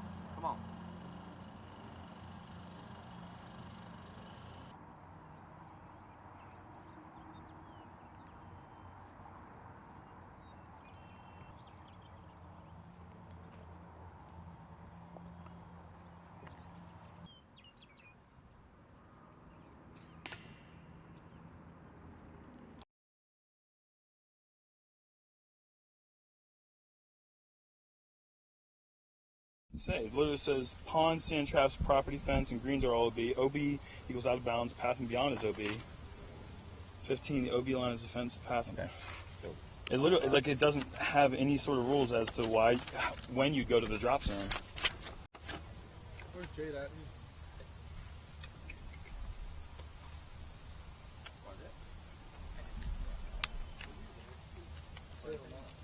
Yeah, I'm not gonna risk losing a disc until Jade comes over here. All right, Big Germ is waiting for clarification here as to where he will have to throw his next shot from. He says he'd rather not throw from the side hill here where he went OB. There is a drop zone that he is within 25, maybe 30 feet of. And he's wondering if he does, in fact, will be able to throw his next shot, I should say, from the drop zone or not. Up here? The gallery from the other side of the pond is trying to help out Big Germ locate his disc.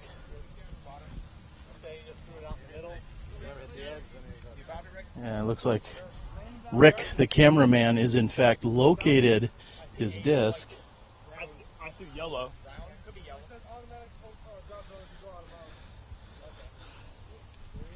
that's yellow. I think it's my disc.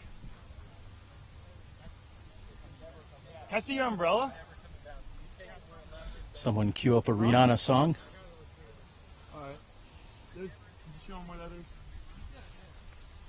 Steve, tell us what's going on. So I've got some clarification. There's questions about whether Jeremy needs to go to the drop zone or not. And the drop zone is used when your disc does not come inbounds at all. The spotter is saying that Jeremy hit inbounds or came over this inbounds over here. So instead of, if he'd had a worse shot, he'd have a better lie. But as it is, he's apparently going to be playing from the bottom of the hill if he came in bounds at all. Clear as the pond.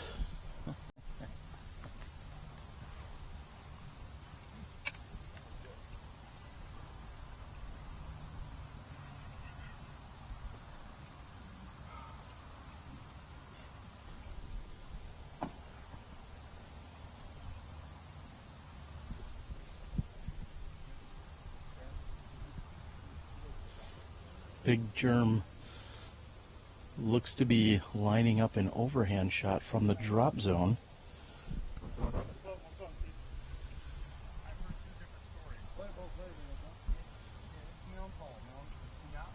It doesn't.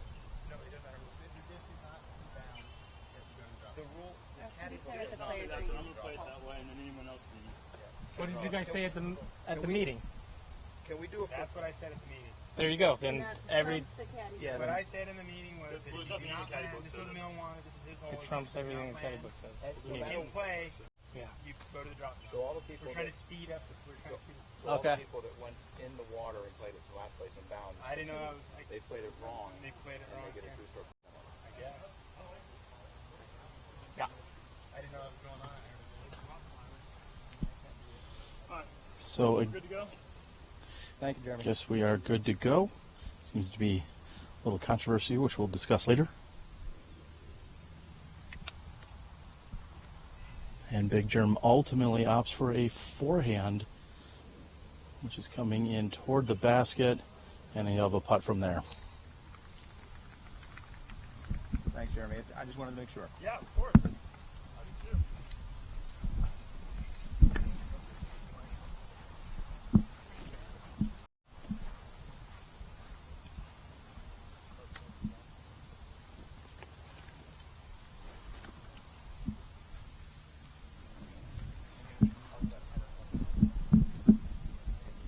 Next to throw will be Josh Anthon. Just a heads up.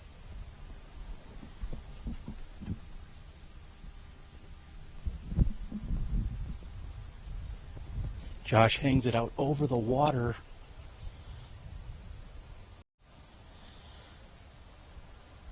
And no official confirmation. Looks like our catch cameraman, he's going to try and he relays. Our catch cameraman Chad says that is in the water.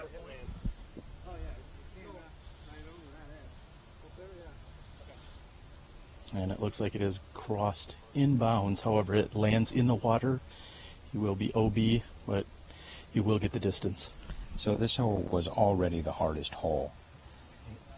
Bearing in mind what we've witnessed right now, it seems as though quite a few people may have played this hole wrong earlier today. Statistically, this hole is about to get a lot harder.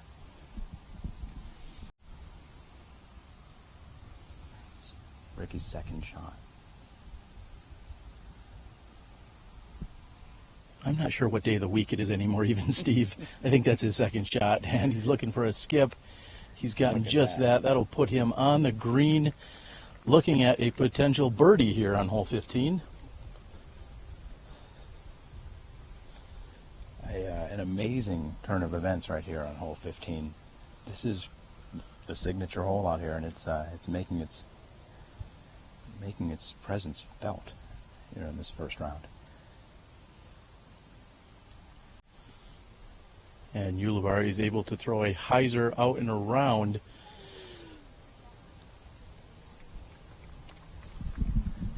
Steve, talk a little bit about we'll say the ensuing controversy or second guessing that's taken place here. Seems like there's been some conflicting statements made. Is that it? So apparently during the players meeting, Jade Sewell TD clarified that anything that goes OB on this hole goes to the drop zone. The caddy book is not super clear on that, but there is a drop zone clearly marked. So that's where the controversy is coming in. Is at the players meeting this was clarified, but if you didn't attend the players meeting, you wouldn't know that. Was that players meeting mandatory?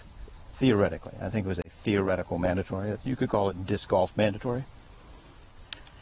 sucks because when you have a caddy book, everything said at the meeting trumps what's in the caddy book, so there's really no reason to have a caddy book at that point.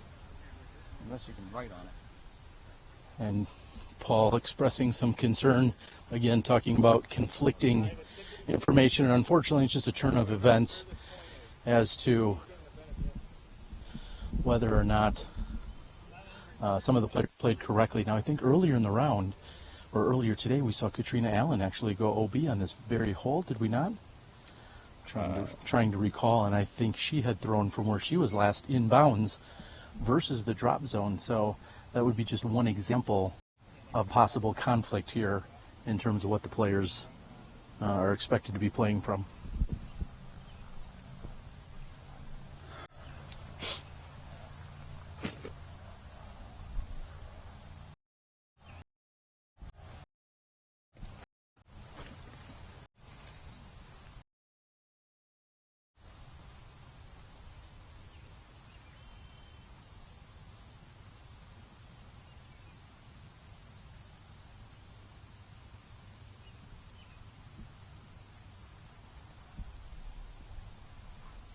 And Josh's Anheuser attempt is left and short. Of course, trying to get around the tree between him and the pin. Thank you guys for joining us here for our opening round coverage of the 2017 Utah Open, presented by Latitude 64. We'll be back here tomorrow at 2 p.m. Mountain Time to bring you second day coverage.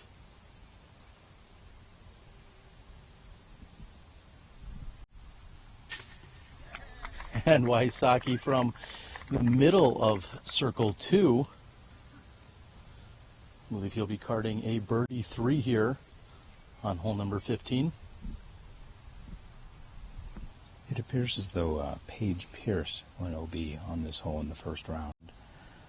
I was with you. I wasn't sure who went OB, but it was in fact Paige. And she might be knocked off the lead card. And Paul converts, and my apologies, I was in fact following around the women's card earlier today. I was trying to recall the turn of events that took place, a very dynamic round earlier. And Anthon is in. We'll be back on hole 16 in just a few moments.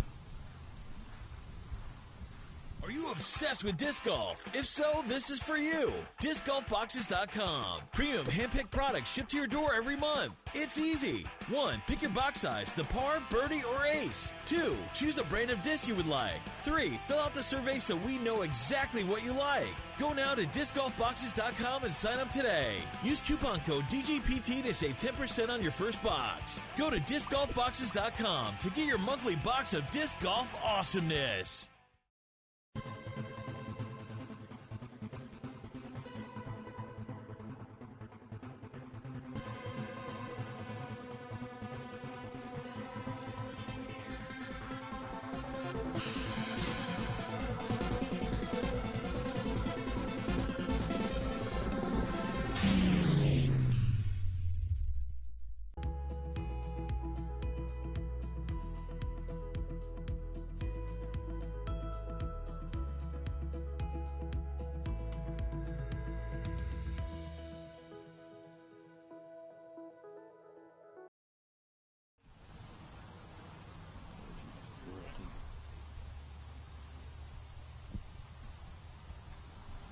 Welcome back to hole number 16, just 3 to play. Ricky Wysocki with the honors.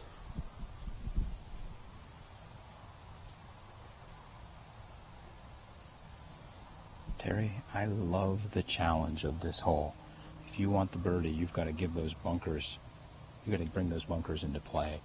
And Ricky, a beautiful shot, leaves himself about a 45-50 footer, which he's drained a couple of those recently.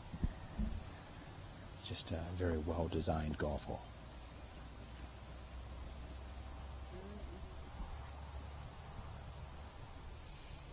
And Uli with a light misfire, it looks like. I'm not sure he was looking to go that far left. He may have, in fact, been trying to lay up short of the bunkers, but not necessarily be left of them, because that's going to bring a different angle in as he approaches the basket.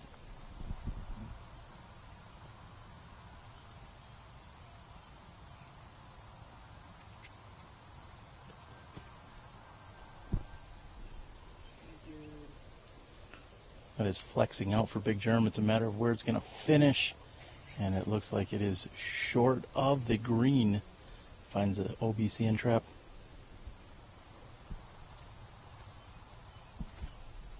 And Josh with a completely different route from the previous three throwers. And it looks like he gets hung up by the tree, but it is safe. We're moving on to the green. Let's see how the women did on hole 16.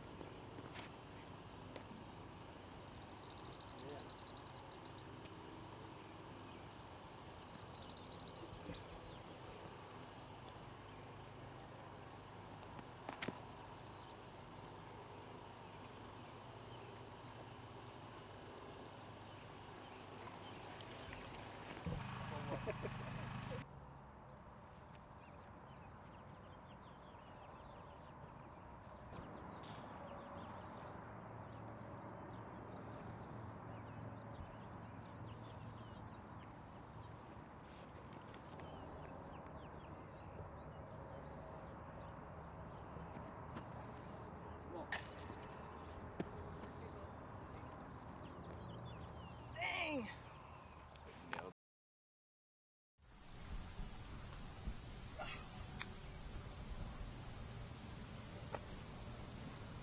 Right at 60.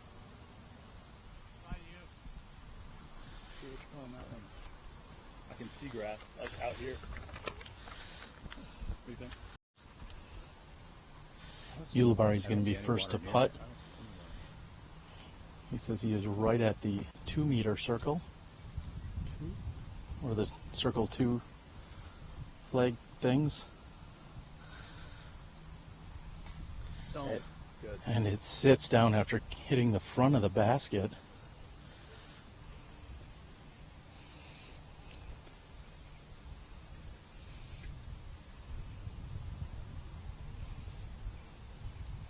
I'd like to thank everyone for noting my first mistake of the round in that previous call, including Johnny B. Yeah, maybe ever, actually, Big Germ. I think there was one time where you said you made a mistake and you actually had not. That sounds like me for sure. So, Terry, just know this is, I'm guessing this is based on the fact that Paul was inside circle 2. Josh has got a circle 2, but he's 3 for 7. But going for this putt is not the smart play. Do you think he's still doing it?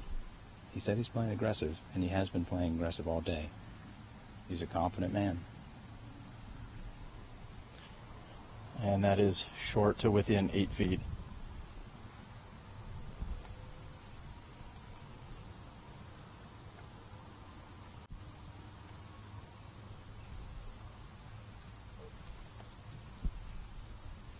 Also safe is Wysocki. He's going to walk away with a 3, and Big Germ's actually hoping to just walk away with a 3 at this point. He is short of the inbounds area.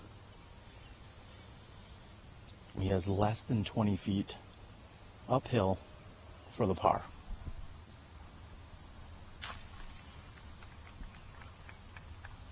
So we're going to see 4 3s here. With everybody carding a par on this, Bobby Music is in the clubhouse leading at -8. Ricky Wysocki and Jeremy Koling are 7 down. AJ Risley is 7 down. Paul Ulibarri is 6 down. This next hole is going to decide which of these guys is going to be on the lead card tomorrow. Or maybe hole 18 will as well. Oh. We're moving on to 17. My first mistake of the day. We'll be back in a moment after a word from these sponsors.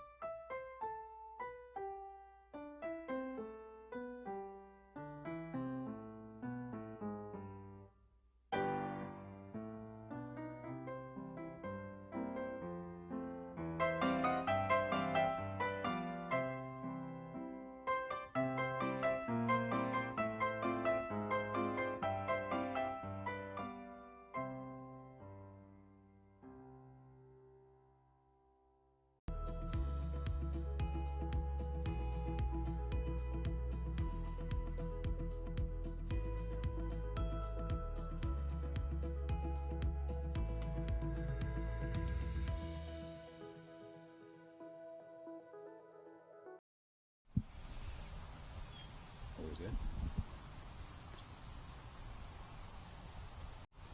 Yeah. He's leading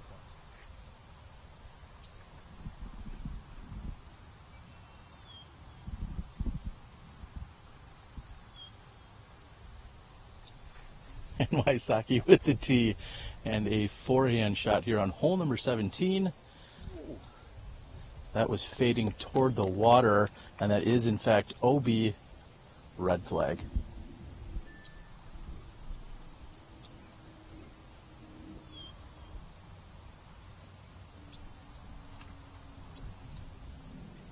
Uli with a backhand shot, which is tracking right toward the pin, goes just past it, however sits down. Have an easy birdie from there. Big Germ lining up a forehand. Paul Ulibarri had a really rough start, bogeying the second hole. Since then, 7 birdies, no bogeys. He's getting ready to make another one. That's going to put him in second place. Big Germ with a little bit of flex there. Again, very little wind. That comes in and skips just past the basket, and it is OB, water behind the basket. There's 2 tough OBs in a row for Jeremy. Let's see if he can save the par again.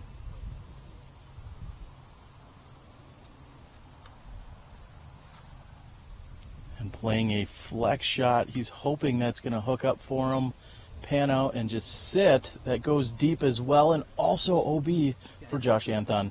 Let's see how the women played hole 17.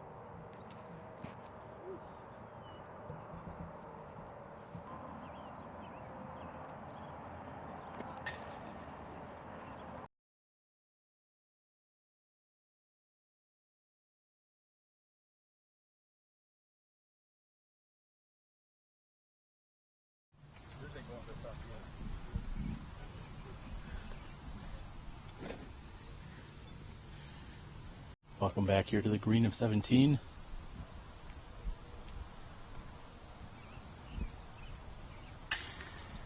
Left side and in for Ricky Wysocki as he shakes his head in disgust. He's going to save the par.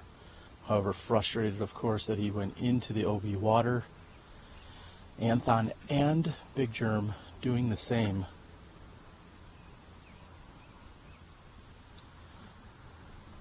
Both of them have less than 25 feet.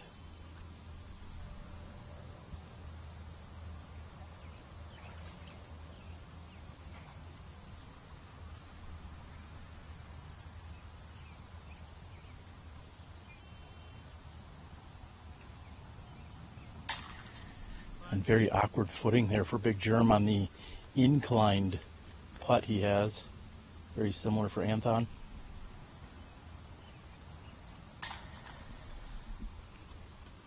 So 3 pars, and then the par job here by Paul Ulibarri.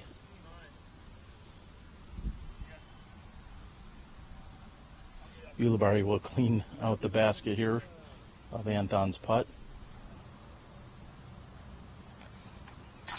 And what a turn of events here with just 1 hole to play in our opening round. We'll be back. You're watching the 2017 Utah Open presented by Latitude 64.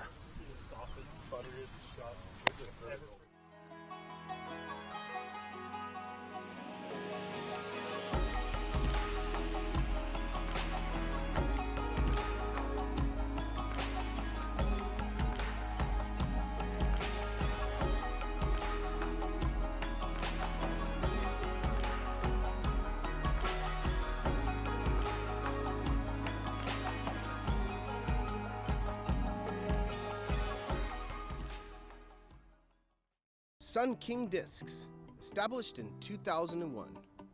Florida's most respected name in disc sports. Official retail merchandiser of the Disc Golf Pro Tour. Currently on tour supporting Discraft and DGA live inventory, free shipping at $12. All orders $19.99, ships in a box, includes single discs, large selection of both stock and collectibles. Check out the website at www.sunkingdiscs.com.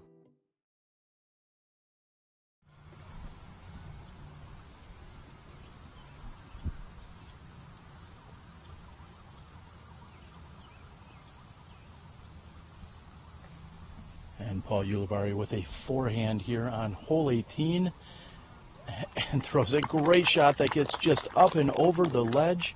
He's looking at less than 20 feet. Oh.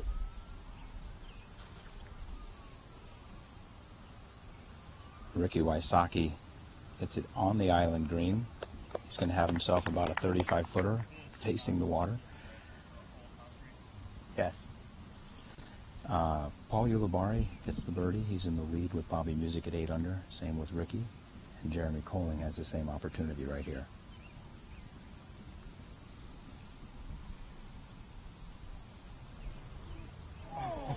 And Big Germ, shocked that did not find the basket. Quite frankly, we're not. We know that other people on the card need to ace when Big Germ is joining them. That needs to get up. Oh, and what a skip as it comes in. It carries past the basket. It's inbound. And inbounds. Wow, we're going to move to the green. We'll be back in a moment.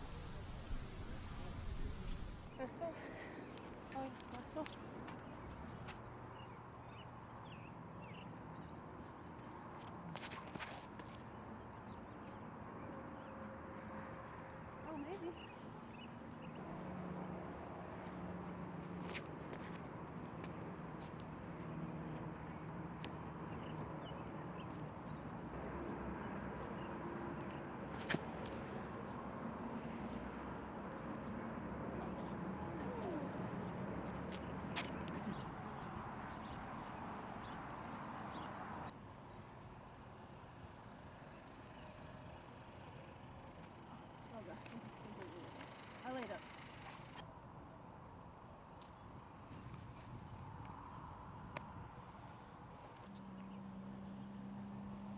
Oh, air ball. What's the rule on that? Yeah.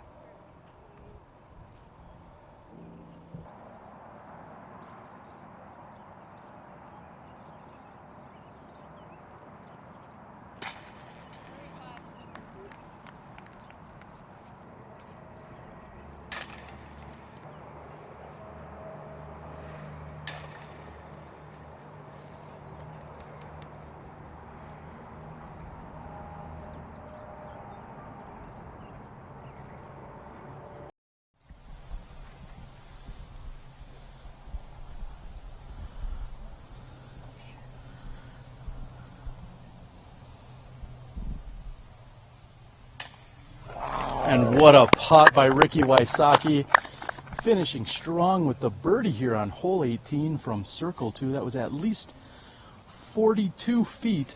Roberto Clemente. Oh, he changed his number from 44. Yep.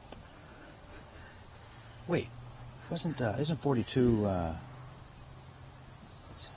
Anyway, Ricky Wysocki's on the lead card tomorrow because he's in the lead right now, tied with Bobby Music.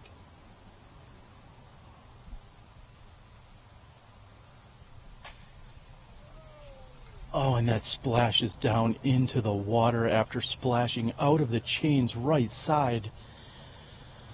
I know we've said that he played aggressive all day, sticking to his game plan, and Big Germ says there's one that's too close to call. We're going to see if we can move in on it. Honestly, I'm not sure which one they're looking at here.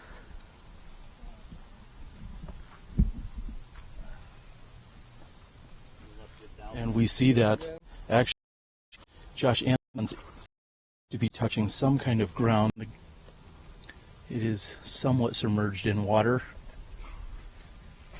It might be safe because there's rocks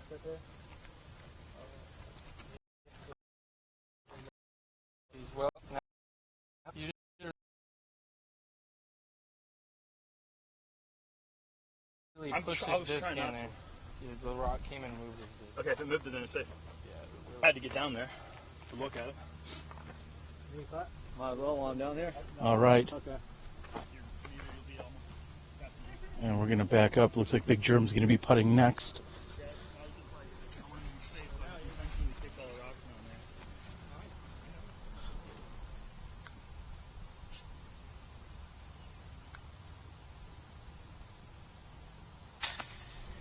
Big Germ converts from 20 feet. This course brings a lot of OB into play. You're going to have a lot of close calls, and these guys have been pushing the envelope all day. Josh Anthon will have a very challenging time just getting good footing here. Of course, you can bring it in 1 meter from the basket. He will mark his lie as best as he can.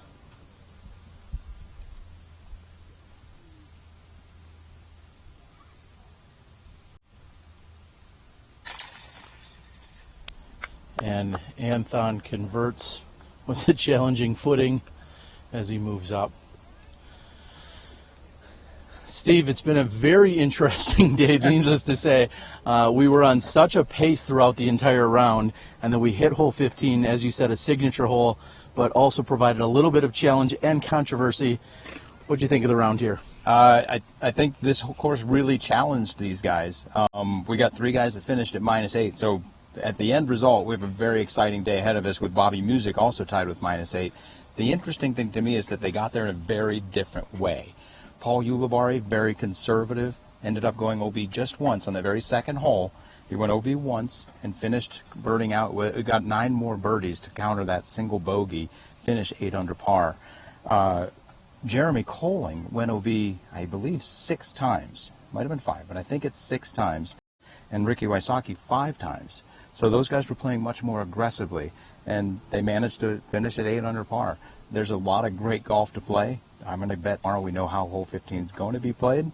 It'll be interesting to see what happens with the scores and see where this thing ends up. And speaking of the scores, earlier today we saw the women battle it out here, and as they completed their round, I looked and I said, well, what were the scores? And they said all 3 of them scored 63. And I said, seriously? Like, they had such a different way of arriving at that score, just like the card here did today. So as you said, I think we're going to have plenty of great action for the next 2 days. It'll be very interesting to talk to these guys and hear what their plan is going forward. The conservative approach got Paul Ulibarri here. The aggressive approach got the other guys here. It's going to be interesting to see which approach comes out on top. We're looking forward to watching Bobby Music join us as well, a Latitude 64 player. Of course, Latitude 64, the presenting sponsor here at the Utah Open. So for everyone here today during our opening round, we've got to thank both Chad and Rick at the controls here on the cameras, along with Gary to the O back in Milwaukee, along with Johnny V, for Steve Dodge, Miles, Parkhill, Paragon, and everyone else here on the staff, Jade and his amazing crew at the Utah Open. Steve, I think we're going to see everyone tomorrow. We look forward to seeing you then when you step inside the Smashbox.